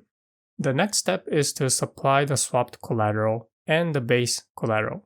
To supply the collateral to Aave, we'll call the internal function called supply. It takes in two inputs, the token to supply and the amount to supply. Let's first calculate the total amount of collateral that we're going to supply. Let's say uint 256 co amount is equal to, this is equal to the amount of collateral that the user specified to initially deposit. This is stored inside a field called co-amount inside the struct flash loan data. So this will be data.co-amount plus the amount that was just swapped, co-amount out. We'll need to approve Aave to spend this amount of collateral. So say collateral.approve address of the pool, address of the Aave protocol for the amount, co-amount. And then we'll call the internal function supply. Supply address of the collateral for the amount, co-amount. Okay, the next step is to borrow stablecoin for the amount, flash loan amount plus fee. Again, we'll use the function that is declared inside the Aave helper contract. The function that we'll call is called borrow. Takes in two inputs, token and amount. So say borrow. The token that we're going to borrow is the address of the coin. Address of the coin. Amount that we're going to borrow is the amount that we're going to repay to the flash loan. Repay amount. Okay, and that completes step 4. So let's just review what we did so far. Inside this flash loan callback, we first bought collaterals with the stablecoin that we flash loaned. Next, we took this collateral that we just bought, and then also added the collateral that the user initially deposited, and then supplied it as collateral to Aave. Once we have collateral locked inside Aave, we can borrow tokens. So we borrow a stablecoin, and the amount that we borrowed will be the amount that we repay to the flash loan. And then we approve the Aave contract for the amount that we're going to repay. And that completes the flash loan callback for opening a leveraged position. Let's make sure that the code compiles. Forge build. Okay, and our contract compiles. Once we open the leveraged position, and let's say that the price of ETH went up significantly. Now's the time to close our position and realize our profit. The first step to closing our position is calculating the current debt that we owe to the Aave protocol. To do this, there's a helper function inside the Aave helper contract. The function is called getDebt. Takes in two inputs, the user and the token that was borrowed. And remember, after we took out the flash loan, we deposited collateral and then borrowed the stablecoin to repay the flash loan. So our debt will be in stablecoin. Let's say uint 256 coin amount is equal to the function, call the function getDebt for this contract, address this. And how do we get the address of the stablecoin? Well, let's scroll up. Inside the struct called close params, we can see the address of the coin is stored inside coin. Params.coin. Okay, so this is how you get the current debt that we owe to the Aave protocol. We'll need to repay all of this to be able to close our position and then withdraw our collateral. And the next step is to initiate the flash loan by calling the helper function called flash loan. Let's copy this code that we implemented when we opened the flash loan and then paste it here. Okay, and then we'll modify this. And also let's go back up to see the steps that are involved in closing a leveraged position. And then I'll paste it here. So we'll need to flash loan stablecoin. So the token will be coin. The amount will be the current debt that we owe to the Aave protocol. Coin amount. Okay, and how about flash loan data? Coin, collateral are the same. Open, this will be for closing a position, so this will be false. Caller will be message sender. Call amount. What does call amount mean in this case? For closing, call amount mean this is the amount of collateral to keep. So this is the amount of collateral that is not to be swapped. Okay, and it's specified inside the struct close params. So this call amount, we'll keep it the same. And the swap params will also be the same. Okay, so that completes the function close. Next, let's implement the flash loan callback when we're closing a position. Going all the way down, we're going to complete the internal function flash loan callback. And before we do that, I want to copy this comment on how to close a flash loan. And then we'll paste it here. Previously, we worked on the logic for opening a position, but now there are two cases, opening a position and closing a position. The flash callback will be called for both opening a position and closing a position, and the logic will be different. This part will be for opening a position, and whatever code that we write here will be for closing a position. So let's create a conditional statement. If data.open, then execute the logic for opening a leveraged position. Otherwise, we are closing a position, so let's execute the code for closing a position. In both cases, we'll need to repay the flash loan, so this part of the logic will remain the same. We've done the first step, flash loan stablecoin. The next step is to repay stablecoin debt. And to repay, we'll go to the Aave helper contract and look for a function called repay. This function will repay the tokens that we borrowed. Takes in two inputs, token and amount. And then it's going to return the amount that we repaid. Okay, so going back, the first step is to repay. Repay coin, so address coin for the amount. This is the amount that was flash loan, which is also equal to the current debt that we owe to the Aave protocol. And we calculated this amount inside the function close. Okay, but before we repay, we first have to approve the Aave protocol to be able to spend the token from this contract. We'll say coin.approve address pool for the amount. Once we repay, we can now withdraw our collateral. Again, we'll call the function inside the Aave helper contract called withdraw. This will withdraw the collateral.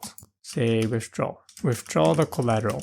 Now the collateral that we deposited will be earning some interest. And to withdraw all of the collateral, here specify type uint256.max. This will tell the Aave protocol to withdraw all of our collateral, including the interest that we earn for depositing this collateral. The actual amount that was withdrawn is returned, so let's assign this to a variable, uint256. Let's call this collateral withdrawn, col withdrawn. Okay, the next step is to swap the collateral to a stablecoin. But before we do that, let's transfer the collateral back to the caller. Say collateral dot transfer to data dot caller for the amount that the caller specified to keep. Data dot col amount. Next, let's swap the collateral to a stablecoin. The amount to swap, let's call this uint256 col amount in is equal to the amount that was withdrawn minus the amount that was sent to the user. Col withdrawn minus data.col amount.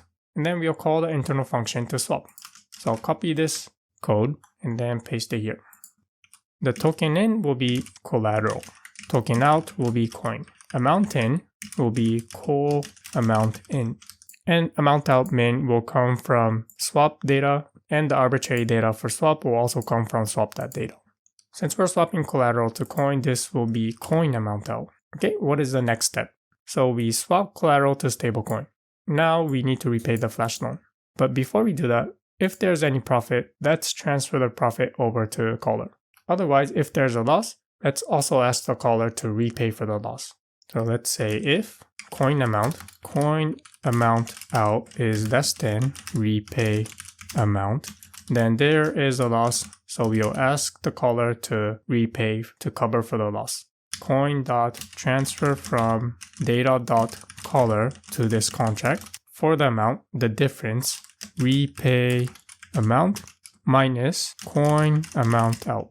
Otherwise, if there's a profit, then we also send the profit to the caller. Coin.transfer, transfer to data.caller for the amount. In this case, coin amount out will be greater than or equal to repay amount.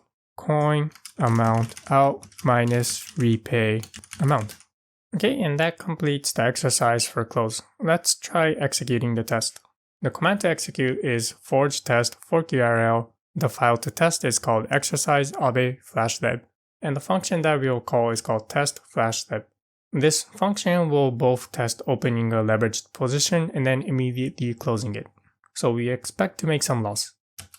Okay, and our test passed. When we open the position, you can see that the health factor reached close to 1.05.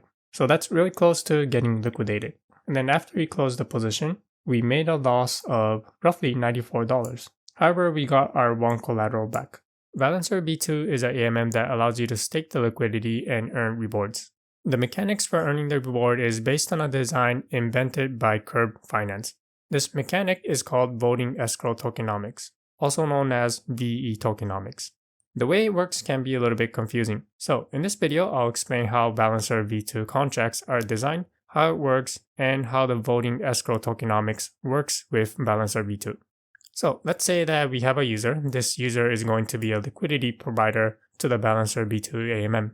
The way the Balancer V2 contracts are designed is that a single contract called a vault contract will hold all of the tokens. So if you have an AMM of DAI and ETH, instead of having a separate contract for these two tokens, all of the tokens, all of the DAI and all of the ETH will be in this contract. And the same goes for, let's say we have the Rocket Pool rETH token and we want to pair it with ETH. Again, these two tokens are inside the vault contract. Now, different token pairs might require different logic for the AMM. For example, for the DAI and WETH token pairs, we might want to have a pool that is like the constant product AMM. And for tokens like DAI, USDC, and USDT, we want to pool like Curve V1's stable swap contract. So the logic of the AMM, depending on the tokens, will live outside of this vault contract. There are 4 different types of pool that contain the logic for the AMM. Weighted pool, this is like the constant product AMM. And then we have the stable pool, which is like the Curve V1's stable swap contract. And then the meta stable pool, which is also like the Curve V1's stable swap. And then there's also a custom pool. To add liquidity, for example, rETH and ETH, the user will call the vault contract. The token pairs rETH and ETH are registered as a meta stable pool. So the vault contract will execute the logic inside a meta stable pool contract. The tokens will be kept inside the vault contract and the specific logic for the AMM will be executed over here. And afterwards, the user will receive a LP token, liquidity provider token. In Balancer, this is also called BPT. BPT standing for Balancer Pool Token. Once the user has some liquidity provider shares in the Balancer AMM, this user can decide to stake this liquidity provider shares, BPT, into a contract called a liquidity gauge. There are separate liquidity gauge for each pool. So for the pool with rETH and ETH, there will be a liquidity gauge contract, and let's say that there's another contract with the DAI ETH pair. Then there will also be a liquidity gauge contract for the DAI ETH pair. So taking this BPT, the user can decide to stake his BPT into this liquidity gauge contract. Now, why would the user want to stake his BPT into a liquidity gauge contract? The reason is to earn some rewards. The rewards will be the Balancer Governance Token, BAL, BAL. The amount of BAL that the user will receive will depend on the amount of BPT that the user staked. So when a user claims the Balancer rewards, the Balancer Minter contract will checkpoint to see what the balance of this user is inside the liquidity gauge contract. So far, it's a simple contract. The liquidity provider can add liquidity, get some liquidity provider shares BPT, and then stake it into the liquidity gauge to earn some rewards. There are two things that this user can do with the BAL token. He can sell it on an AMM to make an instant profit, or he can lock it into the voting escrow contract. And by doing so, it will boost the amount of BAL rewards that this user can receive. To lock BAL into the voting escrow contract, the user will first have to add liquidity to the Balancer WETH pool, receive the BPT token of Balancer WETH pool, and then lock that BPT into the voting escrow contract. So the first step is to add liquidity to the pool, Balancer WETH. The tokens BAL and WETH will be locked inside the vault contract. The logic to be executed will be executed against the weighted pool of Balancer WETH. The user will receive the BPT for BAL WETH pool. The user can take this BPT and then lock it inside the voting escrow contract. Locking BPT for the BAL WETH pool into the voting escrow contract will give this user voting power. This is called BEVAL. This BEVAL will linearly decrease over time. When the user locks the BPT token, their BEVAL will be at maximum. And if they don't do anything, over time, their BEVAL will decrease. In other words, their voting power will decrease over time. Now, when a user locks BPT into the voting escrow contracts, they have several options for how long they want to lock their BPT. Essentially, the longer that they lock their BPT, the more voting power that they will receive. This BEVAL has several benefits. One of them is that it will give a boost to the Balancer rewards. The way it works is that when the liquidity gauge calculates the balance of this user, by locking this BPT into the voting escrow contract, it will give a boost to the balance that is calculated inside here, which essentially means that when the user claims this BAL token, they will receive more since they received the boost. Another benefit of locking into voting escrow contract is that now this user can vote for the distribution of the BAL rewards. The user can now vote for which pool should receive the BAL token and how much it should receive. And the last benefit of locking BPT into the voting escrow contract is that this user will now earn some protocol rewards. Part of the protocol revenue that is collected from swaps can now be claimed by this user. And finally, the way that the user can vote for Balancer rewards emission is by engaging with the contract gauge controller. They'll be using their voting power BEVAL to vote for which pool will receive the BAL rewards token and how much percentage should go to each pool. In the previous video, we saw that a liquidity provider to the Balancer B2 AMM can take their BPT token and then stake it into the liquidity gauge to earn some rewards. And if they want a higher reward, they'll need to pair this Balancer token with the ETH to get a liquidity provider token for the BAL WETH pool, and then lock this BPT into the voting escrow contract. If this liquidity provider does not lock BPT for BAL WETH pool, then he does not earn a boost on the liquidity token that he staked. The Aura Finance protocol streamlines this process of locking this BPT into the voting escrow contract, and it also allows a liquidity provider to earn a boosted reward of the BAL token without locking tokens into the voting escrow contract. The way it works is that instead of having the liquidity provider directly engage with the Balancer B2 contracts, instead of staking his liquidity provider token into the liquidity gauge, this liquidity provider will interact with the Aura contracts. He'll take his BPT, for example, the BPT of rETH and ETH, and then interact with the Aura contract. stake his BPT into the Aura contract. The Aura contract will automate the process of claiming the rewards, converting that balancer rewards into balancer WETH liquidity provider token, BPT, and then locking it into the voting escrow contract. So in this case, the liquidity provider does not have to go through the step of locking tokens into the voting escrow contract. Now, since the Aura contract is vote locking, this liquidity provider, even though he did not vote lock any tokens, he'll receive the boost of the rewards, since Aura contract locks balancer rewards into the voting escrow contract. This reward that goes to the Aura contract is split between the protocol and the users. And the user will also receive another reward token that is issued by the Aura protocol, the Aura token. Let's look at an example of providing liquidity to a balancer V2. The first step is to click on pools. In this example, we will provide liquidity to the rETH WETH pool. Once you're on the pool page, scroll down and let's look for the rETH WETH pool. Okay, I see it here. Click on it. And then you can add liquidity by clicking on Add Liquidity, and then putting in the amount of rETH and ETH or WETH that you want to provide as liquidity. Balancer allows you to single-side liquidity, which means that you don't have to provide both the tokens. If you wish, you can choose to provide just one of them. I've already added liquidity, so scrolling down, here's the liquidity that I provided to this pool. Remember that once you provide liquidity, you get a BPT token, and you can use this BPT token to stake into the liquidity gauge. You can do this by clicking on Stake. I've already done it, so I cannot press it here.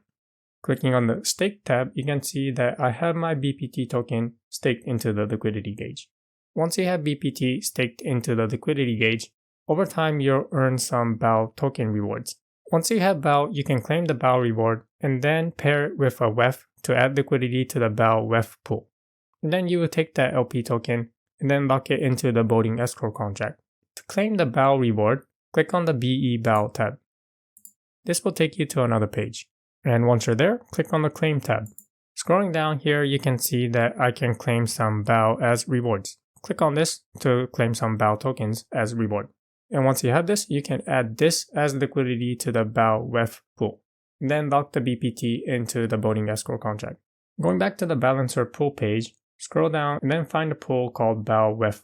Click on this and then add your liquidity by clicking on Add Liquidity. Again, you can either single-side liquidity or add both tokens as liquidity. Once you do that, we'll again go back to the page of BE BAL. I've already locked some BPT for the BAL WETH pool.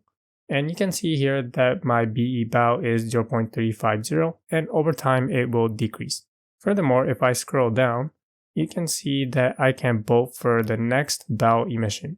For example, I voted for the WETH rETH pool.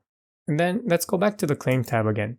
And then scrolling down, here you can see that I'm also eligible to receive protocol revenues.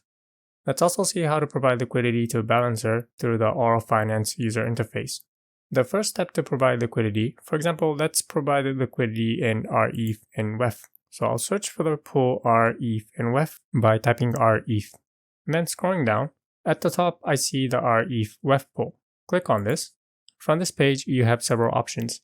You can stake your rETH WETH BPT token, or you can single-side add liquidity either with rETH or WETH. To do that, you'll click on the button Deposit and Stake. I've already done that, so I'm not going to show you here. And then once you've done that, the next step is to claim the rewards. You can do this by clicking on the Claim tab. Since I've already added liquidity to the rETH WETH pool, using Aura Finance, here under Claimable Rewards, I see a reward that I can claim under rETH Stable Pool.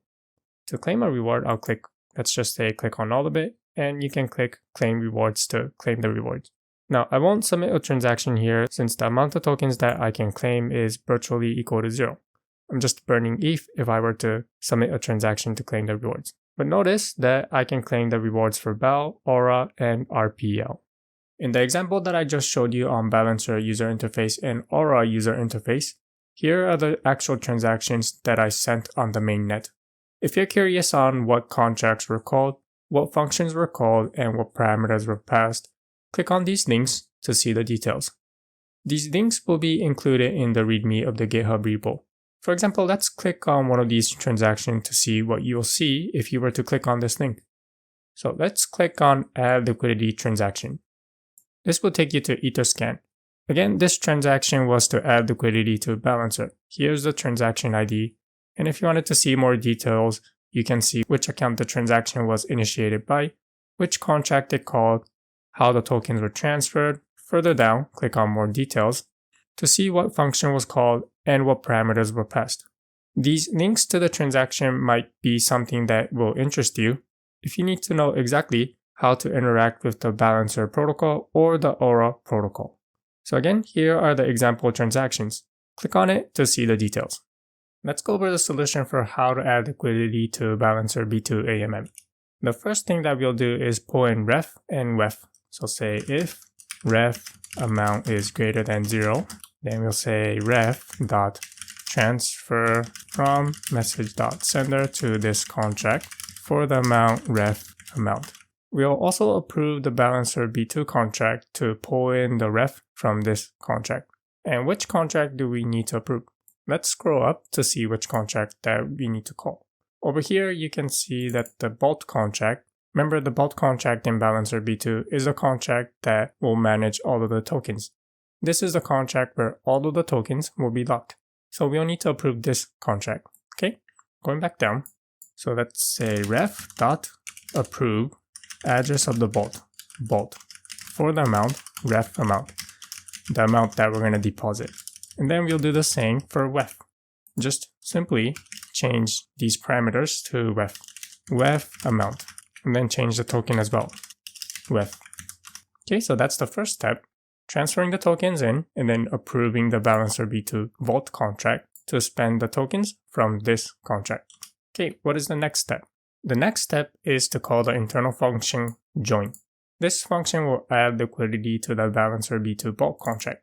Here you can see the details on how to call this contract. We'll call the function called join pool with these parameters. If you're curious, you can check out these details and also look into the balancer B2 documentation. But for this exercise, you can treat this internal function like a magic function where if you pass in these inputs, then it will add liquidity to balancer B2. The parameters that we'll need to pass are recipient, assets, and max amounts in. Assets will be the tokens that we'll add liquidity as. And the address of the assets, the order of the token addresses are important. And then max amounts in, the amount of tokens that we're going to be adding. So let's copy this function. We'll need to prepare these parameters. And then back inside our join function, I'll paste this code. So we'll need to call the internal function join. Let's start with the recipient. Who will be the recipient of the LP token once we add rETH and WETH as liquidity? The recipient will be the caller, message.sender. Next, we'll prepare the parameters assets and max amounts in. So I'll paste them here for now. Okay, so let's prepare the parameters address, memory, assets, and max amounts in. Let's start with assets. This will be the address of the tokens, and the order of the tokens that we pass into this address array is important. The order that we'll need to pass is rETH and then WETH. So we'll initialize an array of addresses having the length 2. New address, length 2. And then say assets of 0 will be rETH, say address of rETH. And then the next one, assets of 1 will be WETH. Okay, let's move on to max amounts in. This will be equal to new uint 256 of length 2. Then say max amounts in of 0 will be the rETH amount.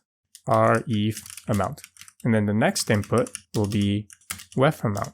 And then call the function join. Okay, the final step is to refund any tokens that was not added as liquidity. When we call the function join on the balancer B2 AMM, there's a chance that it didn't take in all of the tokens. We'll query the balance of tokens that are left over inside this contract and then send it over to message sender. Let's start with rETH, uint 256 ref bal, balance of rETH in this contract. Ref.balance of address this. And then say if ref bal is greater than 0, then we'll transfer this over to message sender. Ref.transfer to message.sender for the amount ref bal. Then we'll do the same for WETH. Just change the variables. WETH bal, and the token as well. WETH. Okay, that completes the exercise to join liquidity to add liquidity into balancer B2 AMM. Let's try executing this function against the test. Inside the terminal, I'll paste this command. forge test, the file that we're testing is exercise balancer, and the function that we're calling is called test join. Okay, and our test passed. After adding liquidity, we get back approximately 2 BPT tokens. Let's go over the solution for how to exit liquidity from balancer B2 AMM. Once we add liquidity to balancer B2 AMM and we want to pull out the tokens, then we'll exit the liquidity.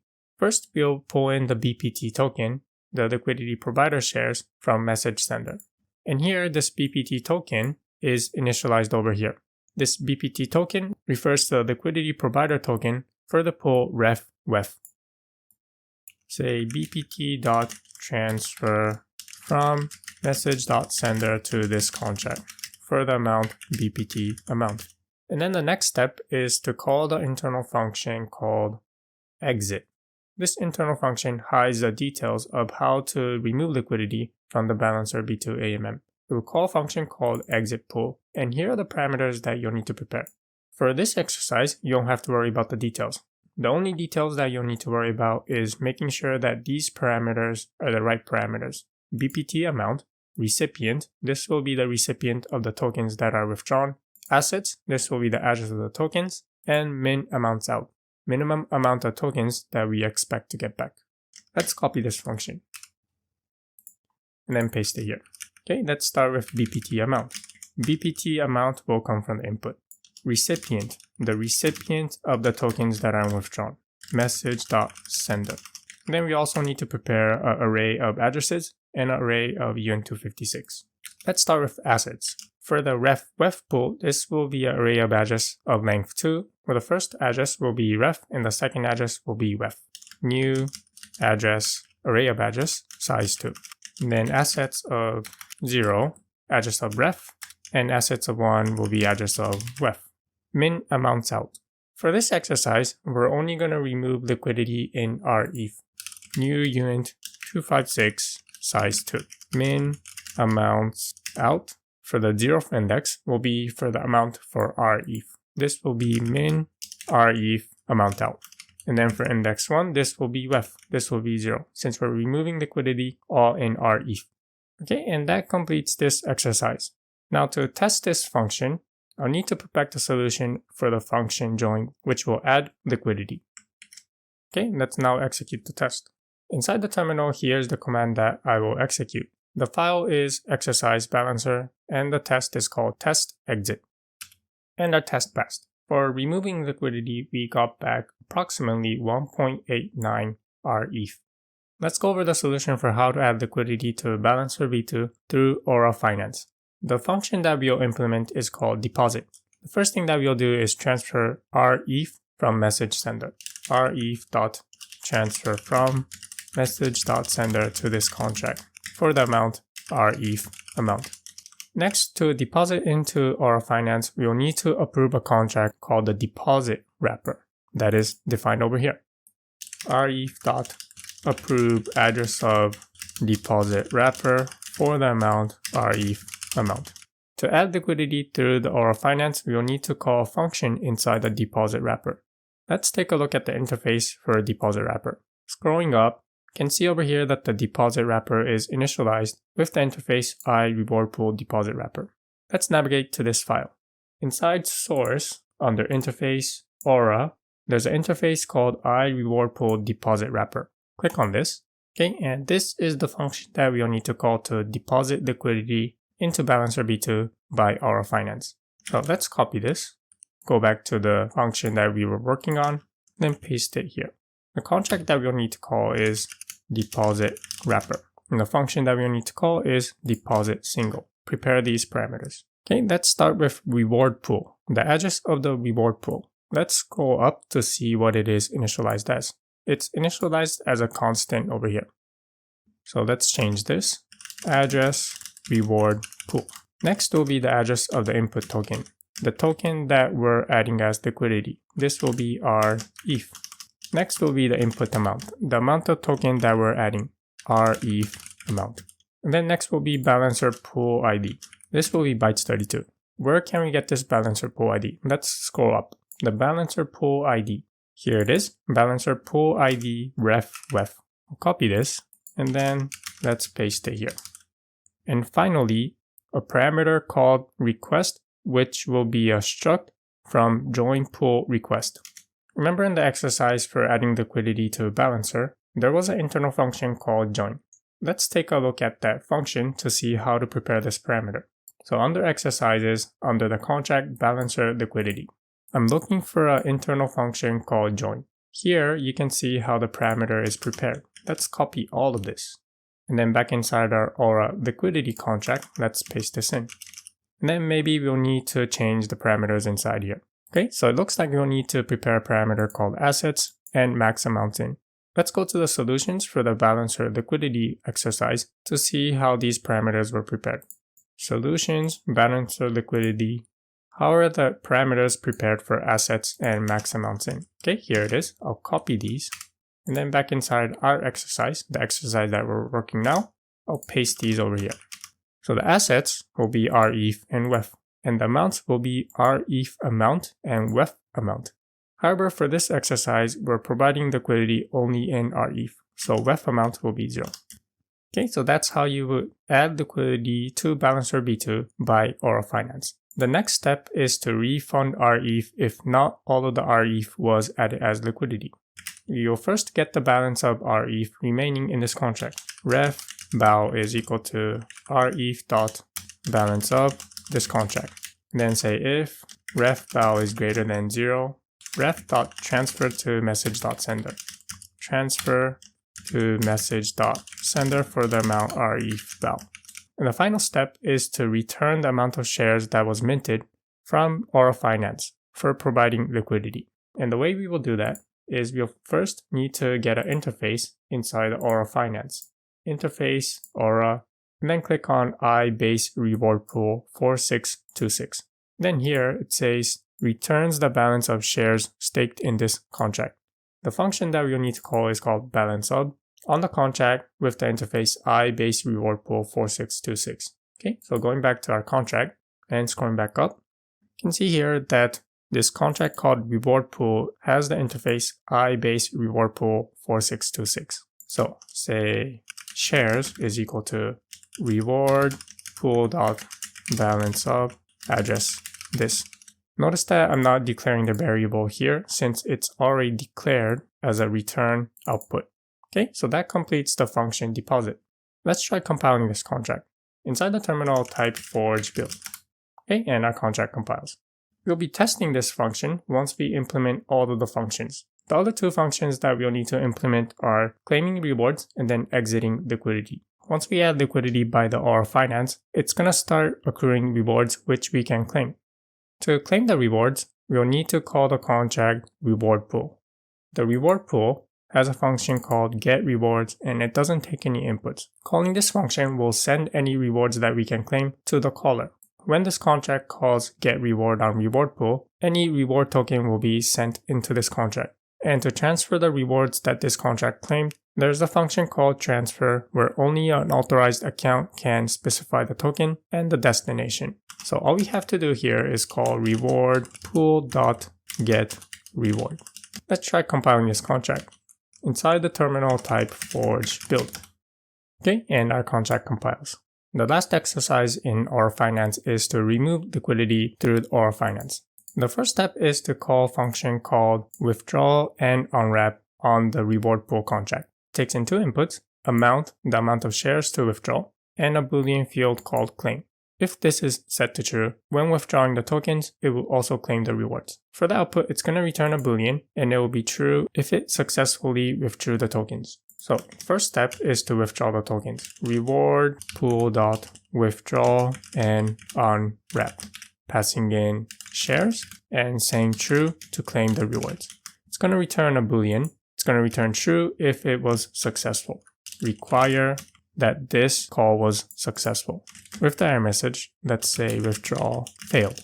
Once withdrawal is successful, inside this contract, we'll have the BPT tokens. The BPT token, the liquidity provider token here, will be the rETH WETH pool. The next step is to get this BPT balance and then call the balancer to remove liquidity.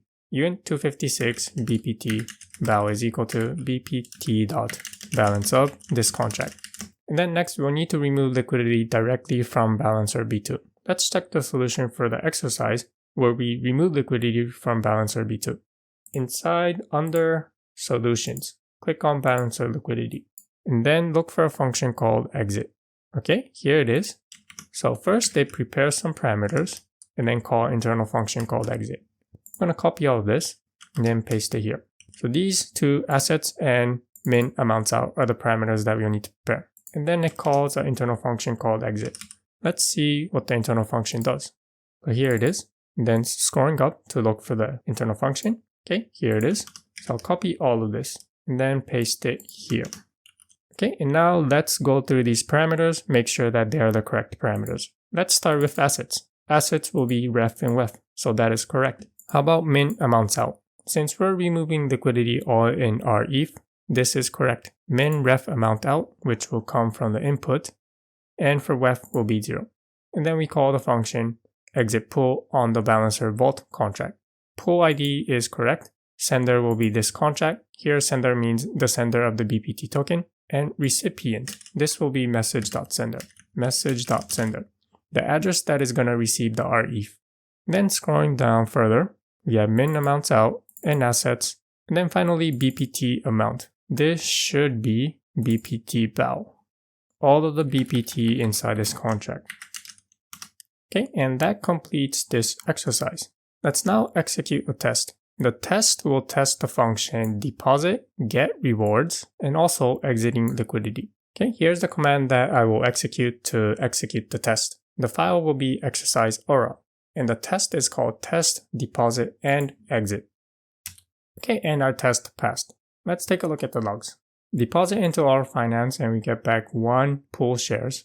Call the function get rewards and we get some rewards in BAL token and aura. Then scrolling down.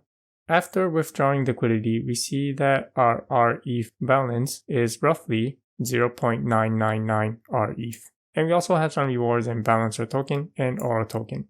What is Rocket Pool's NAB oracle? First of all, NAB stands for net asset value. So the NAB oracle is the net asset value of rETH. It's an oracle that will give the net asset value of rETH. Or in simple terms, it will give the exchange rate between rETH and ETH. The equation is also simple. NAV, this is equal to total ETH in Rocket Pool divided by total rETH supply. This total ETH in Rocket Pool contains amount of staked ETH, earned rewards, and any penalties. Okay, what's the difference between NAB, the exchange between rETH and ETH given by the Rocket Pool oracle, and the market rate? What are the differences? NAB is the exchange rate that is given by the protocol, by the Rocket Pool protocol. And it is based on the equation above, this equation over here. How about market rate? Well, the market rate is given by the market exchange rate. The market rate will slightly differ depending on your source. For example, getting the market rate from Chainlink might be slightly different from getting the market rate from a centralized exchange such as Binance, or a decentralized exchange such as Uniswap. All of these are market exchange rates. And the rate is based on the supply and demand of rETH. When should you use one over the other? Well, here's a guideline. Pick the better of the two rates for trades. If you want a better deal, just pick the one that has a better exchange rate. If the exchange rate given by the Rocket Pool protocol is better than the market rate, then interact with the Rocket Pool to get the tokens, whether it be rETH or ETH. And if the market rate gives you a better deal, then swap your tokens on the market, either through centralized exchange or through decentralized exchange. So, pick the better of the two rates if you only want to trade the tokens. Then when is NAB a more useful exchange rate to use? The answer is use NAB for long-term holdings. And the reason is because the market rate is going up and down frequently, depending on the time that you get this exchange rate, the value that is calculated from the market rate might be significantly different. For example, if in 1 second the market rate spikes up by, let's say, 10%, then depending on when you get this market rate, the value that is calculated from this market rate will also differ by 10%. However, the NAB exchange rate calculated by the protocol is a more stable way to calculate the value of rETH. So for evaluation of long-term holding of rETH, NAB will be a more reliable way to calculate the value of rETH. Let's look at a live example of fetching the NAB from the Rocket Pool's NAB oracle. I'm inside the documentation for Rocket Pool and under the page called Integrations. Inside here, I'm going to look for the contract address of the NAB oracle. So let's search for NAB, N-A-B. Okay, and then here it is. Scrolling down, and then I'll click on this. This will take me to the Etherscan website. And it also will take me to the function getExchangeRate. And that is the current exchange rate given by the Rocket Pool's NAB oracle. Here this number has 18 decimals. Let's copy this and then divide this by 10 to the 18 to see what the exchange rate is. I'm going to do that by opening a Python shell. Inside my terminal, I'll type Python. This will open my Python shell.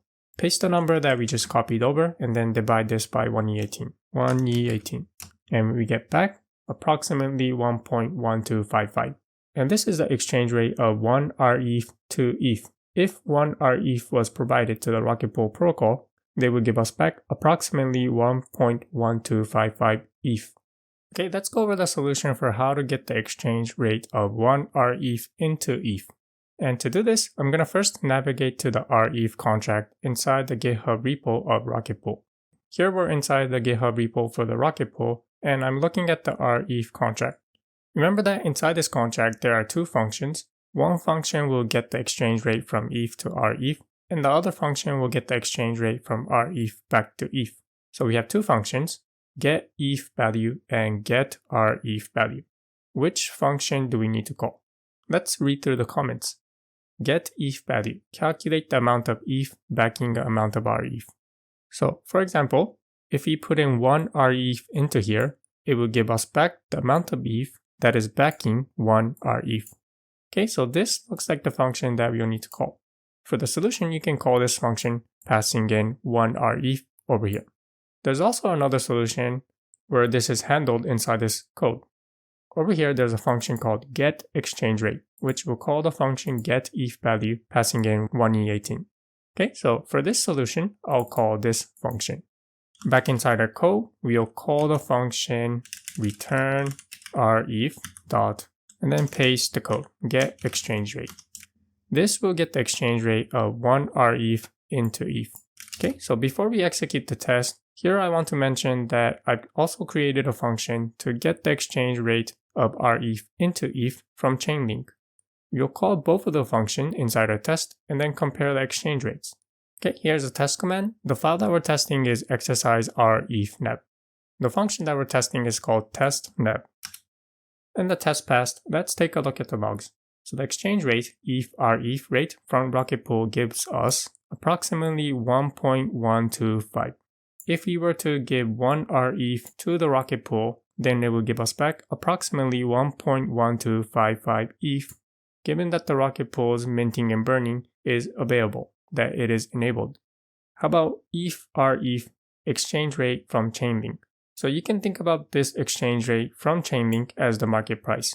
The market price of 1 rETH back into ETH is approximately 1.1200. If you were to swap 1 rETH on the market, then you're probably going to get an exchange rate something close to this, 1.1200 ETH. So in this case, assuming that the Rocket Pool's mint and burn are enabled, you should swap your rETH back to ETH using the Rocket Pool contract. If the exchange rate on Chainlink was higher than Rocket Pool, then it will be the other way around. You should probably swap your rETH back into ETH using some decentralized exchange or any other centralized exchange. What is EigenLayer? EigenLayer is a protocol that allows you to reuse the staked ETH to secure other protocol or services. And what does this mean? Before I explain what this means, I first want to explain the problem. What problem does Ethereum and other proof-of-stake protocols have, and how EigenLayer solve these problems? So let's start with the problem. Imagine Ethereum without EigenLayer. We have smart contracts, and these smart contracts are secured by the Ethereum network. The way Ethereum network is secured is by the proof-of-stake consensus. Basically, validators lock their Ethereum and validate transactions and propose new blocks. If they misbehave in one way or another, their Ethereum that they locked will be destroyed. On Ethereum, we also have a tokenized version of the Ethereum that is staked. For example, Lido STETH and Rocket Pool rETH. Users deposit Ethereum into their protocol, and then the protocol will mint these tokens.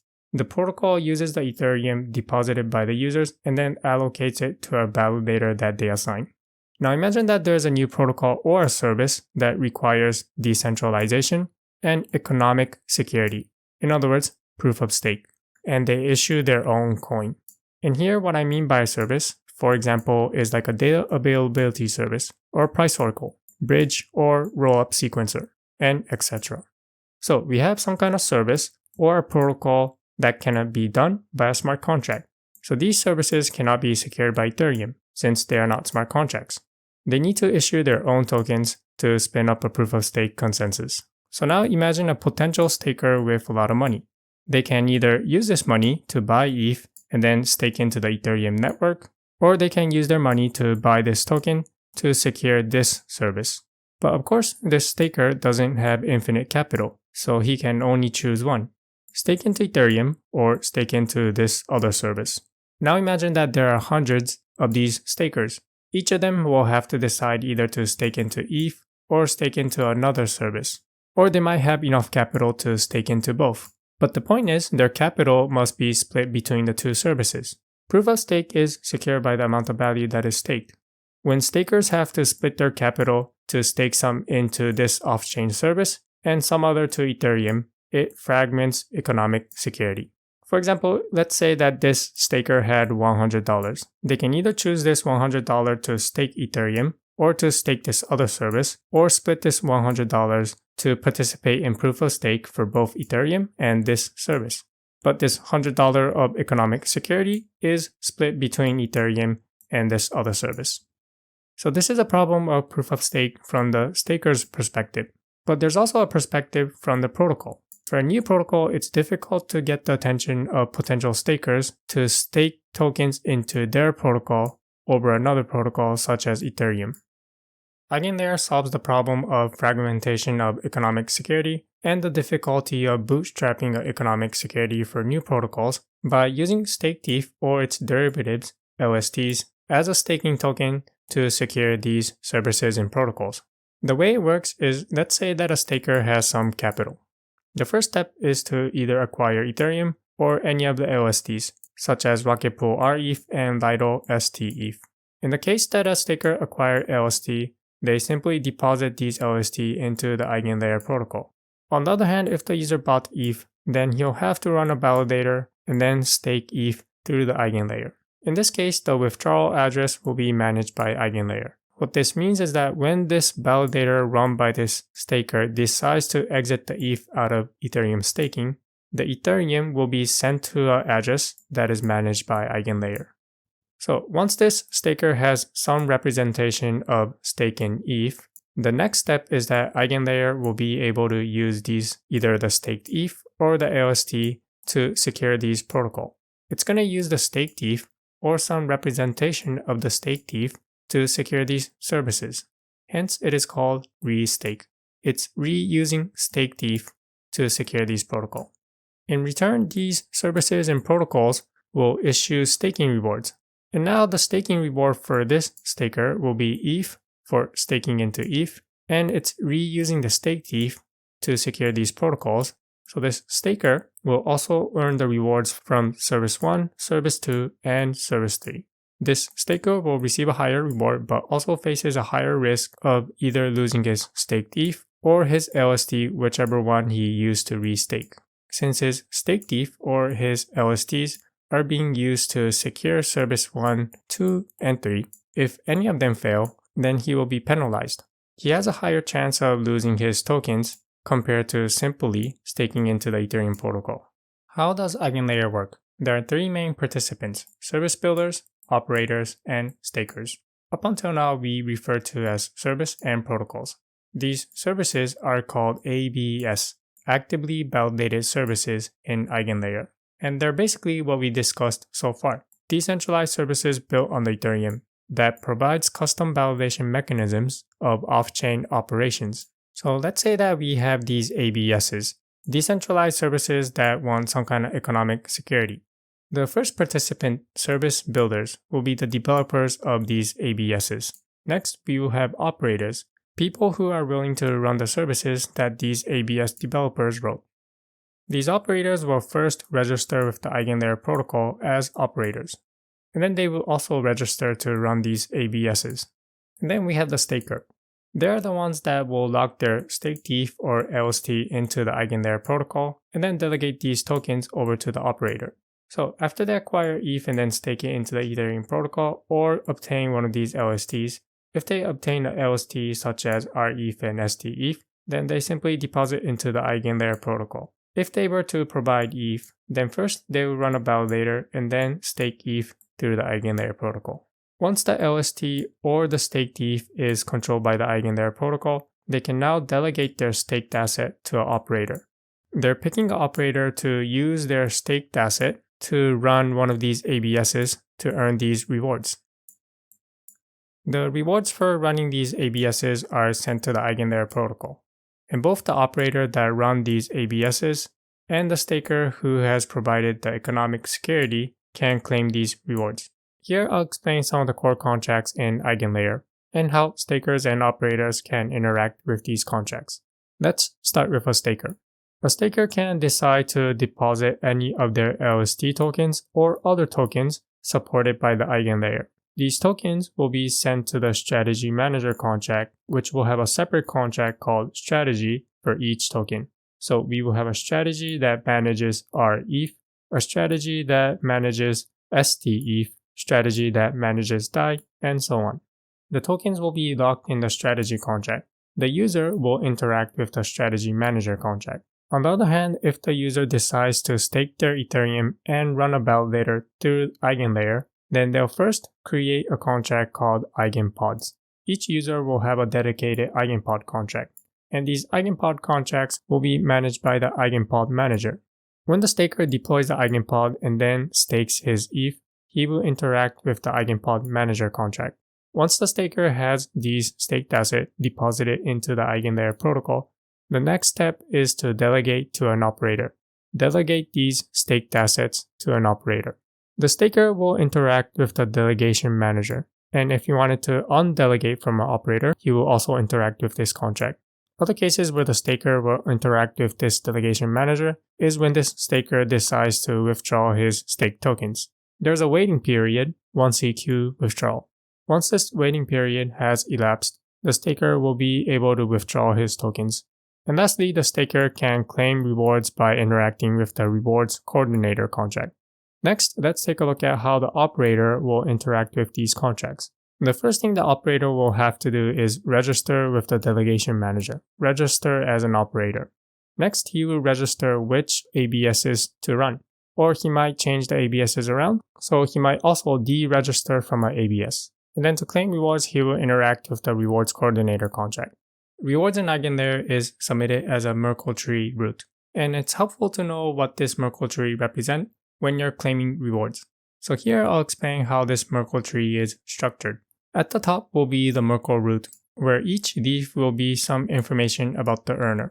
So let's say that we have n earners. Each of these earners will contain two data, address of the earner and token root. This token root will again be another root to a Merkle tree. For example, let's say that earner 2 can claim up to k tokens as reward. So again, this earner 2 will contain information about the address for earner 2 and the token root specific to earner 2. This token root is again a Merkle tree root. At the leaf will be some information about token. Let's say token 1 to k. And each of these will contain information about the address of the token and the cumulative earnings, the amount of tokens that they have earned so far. To deposit rETH into EigenLayer, let's first pull in the rETH from message sender into this contract. rETH.transfer from message sender to this contract for the amount rETH amount. And then we'll approve the EigenLayer contract to spend the tokens from this contract, rETH.approve. Which contract do we need to approve? Remember, we need to deposit into the strategy manager contract. And what is the name of the strategy manager contract inside this contract? What did we name that contract? Well, scrolling up, you can see that the strategy manager is named as strategy manager. So we need to approve this contract. Approve address of strategy manager for the amount rETH amount. Okay, the next step is to call deposit function inside the strategy manager. Scrolling up, let's navigate to the interface for the strategy manager. The interface is called iStrategy Manager. So inside the folder, I'm going to navigate to Interfaces, EigenLayer, iStrategy Manager. Okay, and here's the function that we'll need to call. Deposit into strategy. I'll copy this function signature and then paste it inside the code that we're currently working on. Okay, and then call the function strategy manager dot deposit into strategy. Okay, and these are the parameters that we'll need to prepare. Strategy, the address of the strategy. What is the address of the strategy that contains rETH? You can see here that there's a variable called strategy that is initialized as EigenLayer strategy for rETH. So this will be simply address of strategy. Next is token. Token is simple. It's rETH. Let's say address of rETH. And then amount. Amount of rETH that we're going to deposit into EigenLayer. This is rETH amount, the amount that we approve. Okay, and then it's going to return the number of shares. Let's assign this to the variable that we're returning here, shares. Say shares is equal to. That completes this exercise. Let's try executing the test for calling the function deposit. Inside my terminal, here's the command that I will execute. Forge test with the fork URL. The test is called exercise EigenLayer, and the function that we're calling is called test deposit. Okay, and our test passed. Once we have rETH locked inside EigenLayer, the next step is to delegate our staked assets to an operator. The contract that we'll need to call is the delegation manager. Let's scroll up to see what the name of the delegation manager contract is. Okay, over here, we have the contract called delegation manager with the interface iDelegation manager. Scrolling back down, we'll need to call the contract delegation manager. Okay, and what function do we need to call? Let's navigate to the interface for iDelegation manager. Inside interface, EigenLayer, click on iDelegation manager. Okay, and let's look at some functions that we can possibly call. So we have delegate to, undelegate, queue withdrawal, and complete queue withdrawal. Then we have other view functions. It looks like we'll need to call the function delegate to. Takes in an address of operator, and then it also takes in a struct as a parameter, which is defined over here, and the approver salt. Let's copy all of this and then paste it here. The function, this is the function that we need to call. Let's start with the address of the operator. This is simple. The operator will come from the input, operator. Next is this struct input called approver, signature, and expiry, which is a struct. This struct over here. Let's copy this and then paste it here. For this exercise, we're not using any signature, so we can set this as an empty signature. And we're also not using expiry, so we'll set this as default value 0. And then approver salt. We're not using signatures, so we'll also set this as default. Bytes 32 uint 256 0. The signature with expiry struct is imported from the interface iDelegation manager. So I'll need to prefix this with iDelegation manager dot signature with expiry. Okay, that completes this exercise. Let's try executing this function. Here's the command that I will execute inside my terminal. The test file is exercise EigenLayer, and the test function is test delegate. Great, our test passed. If you decide to withdraw your staked assets from EigenLayer, it takes 2 steps. Undelegate, and then this will queue the withdrawal, and then after some time has elapsed, you'll be able to complete the withdrawal. By calling the function undelegate, you will undelegate from the current operator, and it will also automatically queue a withdrawal. The contract that we'll need to call is again delegation manager. And what is the function that we'll need to call? Let's check the interface for iDelegation manager. Inside here, there's a function called undelegate, and takes in a single input, the address of the staker. We'll call undelegate, the address of the staker. This contract was the contract that called into EigenLayer. So this contract is the staker. Address this. Now, going back to the iDelegation manager interface, you can see here that when we call the function undelegate, it returns an array of bytes 32 called withdrawal root. Let's assign this to the variable here. Withdrawal root. Now, I'm not sure what this withdrawal root is used for. In our exercises, we won't be needing this. Here's a test command. The file to test is exercise EigenLayer. The function to call is test undelegate. Okay, and our test passed. Once we queue the withdrawal by calling the function undelegate, we'll have to wait some time.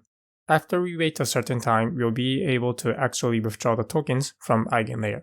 The amount of time that we'll have to wait is calculated from this function over here. Basically, it is the maximum of the protocol delay and the delay that is specific to each strategy that you've deposited into. The protocol delay is fetched by calling the function min withdrawal delay blocks from delegation manager.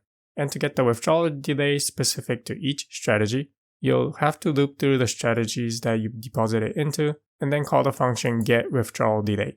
In our application, we've only deposited into the rETH strategy. So we'll need to just get the withdrawal delay specific to our ETH strategy. Take these two delays, protocol delay and the delay specific to our ETH strategy, and then return the maximum.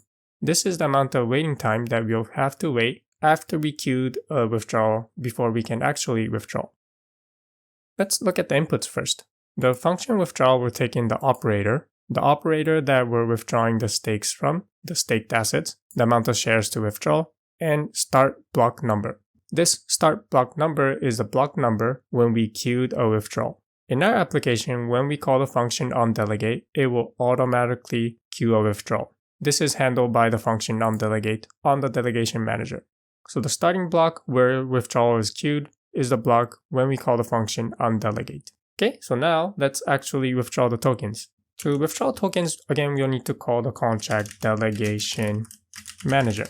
And what function do we need to call? Let's check the interface for our delegation manager. Look for a function where we can actually withdraw the tokens. Here we have a function called queue withdrawal. We've already queued the withdrawal, so let's scroll down. Okay, and then here I see a function called complete queue withdrawal. This is the function that we'll need to call. The inputs that we'll need to prepare is a little bit complex. Notice it takes in a struct called withdrawal, which will be this struct over here. Takes in an array of tokens, and then it has other inputs. Let's copy all of this, and then let me explain one at a time. Then back inside our application, I'll paste the code. And then I'll organize the code a little bit. Okay, so this is one of the structs, input structs that we'll need to prepare.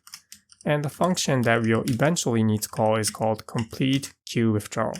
Let's first prepare the parameter withdrawal. So let's say iDelegationManager.withdrawal memory. I'll call this withdrawal is equal to, and then initialize the struct. These are the parameters that we'll need to prepare. Let's start with the staker, the address of the staker. This will be address this, and then address delegated to, the address that we've delegated to. This will be the address of the operator that we delegated to, and the operator that we undelegated from. Withdrawer, the address that is going to withdraw. Address this. Nonce. Since we're not dealing with signatures, we're not going to need this. Set it to 0. Start block. This is the starting block where we queue the withdrawal. This comes from the input start block number. Start block num. Okay, and then we need to prepare an address array of strategies and an array of UN256 called shares. Let's start with strategies. Address memory strategies is equal to new address. We've only deposited into one strategy, the rETH strategy. So we'll create an array of length 1 and then say strategies of 0 is equal to address of the strategy, the address of the rETH strategy. Next, we'll prepare the shares. Say uint256 memory shares is equal to new uint256 size 1. And then say shares of 0 is equal to the amount of shares that was specified by the input, shares. So say shares. Now I have two variables with the same name. Shares over here, which represent a uint256, and a shares over here, which represent the array of uint256. So let's rename this array of uint256 as underscore shares. Underscore shares. Okay, and we're now ready to finish off the struct withdrawal. Strategies will be strategies. Shares will be underscore shares. Okay, the next step is to prepare parameters to call the function complete withdrawal. We prepared this parameter called withdrawal, the struct withdrawal. So this will be the struct that we just prepared, withdrawal. Next is tokens, address array of tokens that we're withdrawing. In our example, this will be our ETH. Let's copy this code and then rename it as tokens. This will be tokens, also a blank one, since rETH is the only token that we're withdrawing, rETH. And then change this to tokens. Okay, the next parameter, middleware times index. We don't need this, so we'll set it to 0. And then receive as token. Do we want to receive rETH? Yes, so I'll set it to true. Okay, so that completes this exercise. Let's execute the test. Inside the terminal, we'll execute the command to test the function called test withdrawal on the file exercise EigenLayer. Okay, and our test passed. The last exercise in this contract is to claim rewards from EigenLayer. The contract that we'll need to call is the reward coordinator. Scrolling up, what is this contract named as inside our contract? Okay, you can see here that it is named rewards coordinator with the interface rewards coordinator. So over here, we'll need to call the contract rewards coordinator. Let's navigate to the rewards coordinator interface. Again, this is inside interfaces, EigenLayer rewards coordinator. And let's look for a function where we will be able to claim a reward. You can see over here that there's a function called process claim. By calling this function, tokens will be sent to the recipient. And then for the first input, there's a custom input called rewards merkle claim. Let's take a quick look at this struct. Okay, here it is, rewards merkle claim. Now recall that when rewards are submitted to the EigenLayer, it submits a merkle root where the leaves contain two information, the earner and the earner token root. And the earner token root will be another merkle root which will contain leaves of token and cumulative earnings. The algorithm to generate the proof that a leaf is contained inside a merkle tree is beyond the scope of this course. So for this exercise, just remember the merkle tree structure when the rewards are submitted, and when we need to claim this reward, we'll need to pass in a merkle tree proof that follows this structure.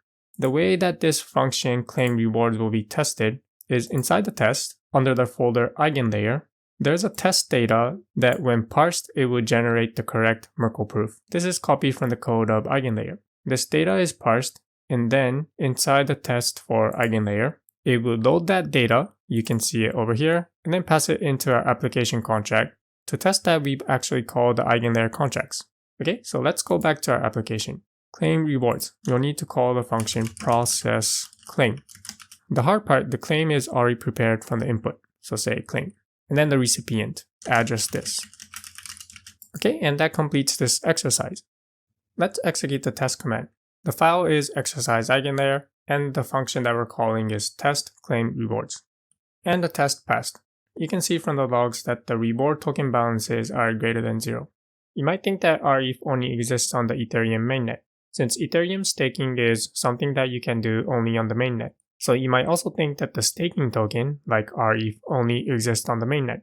However, rETH also exists on other chains, such as Arbitrum and Optimism. To check out the address of these tokens, head over to the official documentation. These rETH token addresses might interest you if you want to write an integration contract with rETH, but not on the mainnet. For example, maybe you want to write an integration on the Arbitrum or Optimism chain. Then look for the token addresses from the official documentation. Here I want to explain about a theoretical arbitrage opportunity between ETH and rETH. It's based on two ideas. The first idea is that the value of rETH relative to ETH generally increases over time. This is because over time, rETH captures the value of ETH that was given as staking rewards. The other idea is finding an AMM where this rETH is sold at a discount. This in theory can be found on Uniswap V3 pools. When liquidity providers provide liquidity to Uniswap V3, when they provide rETH as liquidity, they will have to set a price range. For example, providing liquidity all in rETH between the price range 3,100 and 3,200. Let's put these two ideas together. The first idea is that the value of rETH generally increases over time. And two, liquidity providers on Uniswap V3 are selling their rETH at a fixed price range. Over time, the value of rETH will increase, and it will surpass the price range where it is sold on Uniswap V3. This means that rETH on Uniswap V3 is sold at a discount. It is sold at a fixed price, whereas the natural value of the rETH generally increases, so it will surpass that fixed price at some point. So this means that there might be an arbitrage opportunity, and we can test this out by running a simulation. What we're going to do is buy rETH from Uniswap V3, and then immediately exchange that rETH back to ETH using Rocket Pool. We're swapping ETH into rETH on Uniswap V3 since it is sold for a discount. And then we take that rETH, convert it back into ETH using Rocket Pool. This is our arbitrage opportunity. Let's test this out using Foundry. Inside the Foundry folder, under the folder called test, there's a file called deb rETH Uniswap V3 arb. Open this, and let me quickly explain what's going on here before we execute the test. There's one function called test arb uni v3 to Rocket Pool. The first step is the setup. To run this hypothetical arbitrage opportunity, we first need to make sure that the contract rETH has enough ETH. So this is what's going on here. Here it's sending ETH to the rETH contract. If you remove this, then this simulation might fail. It might fail with the message saying insufficient ETH in rETH contract. Feel free to experiment around by adding this and then removing this. The next step is to make sure that this contract has enough WETH. This is the WETH that we're going to be trading on Uniswap V3. And the next step is to swap this WETH for rETH on Uniswap V3. Once this part is executed, inside this contract we'll have rETH. So the final step is to convert the rETH back into ETH using Rocket Pool. So the command that we'll execute is over here. I'll copy all of this. And then inside the terminal, I'll paste this command and then execute it. Okay, and a test passed. Now notice, this should excite you that we were able to pull off a hypothetical arbitrage opportunity. We put in one WETH and we got back 1.0044 WETH. Now, I want to mention 3 things before I end this video. The first 2 are limitations. One, here I emphasize that this is currently a hypothetical arbitrage opportunity. The reason is, this is the amount of ETH that you'll make. If you were to execute this on the mainnet, I'm sure that the gas cost will be higher than this. And then the other limitation is that before we executed this strategy, we had to make sure that our ETH contract had enough ETH in that contract. This is something outside of our control if you were to actually execute this on the mainnet. So to pull off this arbitrage opportunity, 2 conditions must be met. The rETH contract must have enough ETH inside the contract, and the gas cost must be low enough so that if you were to execute this arbitrage opportunity, then you'll make a profit. The final note that I want to mention here is that this arbitrage opportunity isn't specific to Uniswap and Rocket Pool. The general arbitrage opportunity to look out for is to first find tokens are paired together where the tokens are similar to each other. However, one of the token is yield bearing and the other one is not. Since only one of the token is yield bearing, over time the value of that token will increase, whereas the value of the other token will be fixed. And then you also need to find the AMM where that yield bearing token is sold at a fixed price or some price range. Over time, since the yield bearing token is increasing in value, it will be sold at a discount. Buy that token and then swap it somewhere else and hopefully make an arbitrage profit.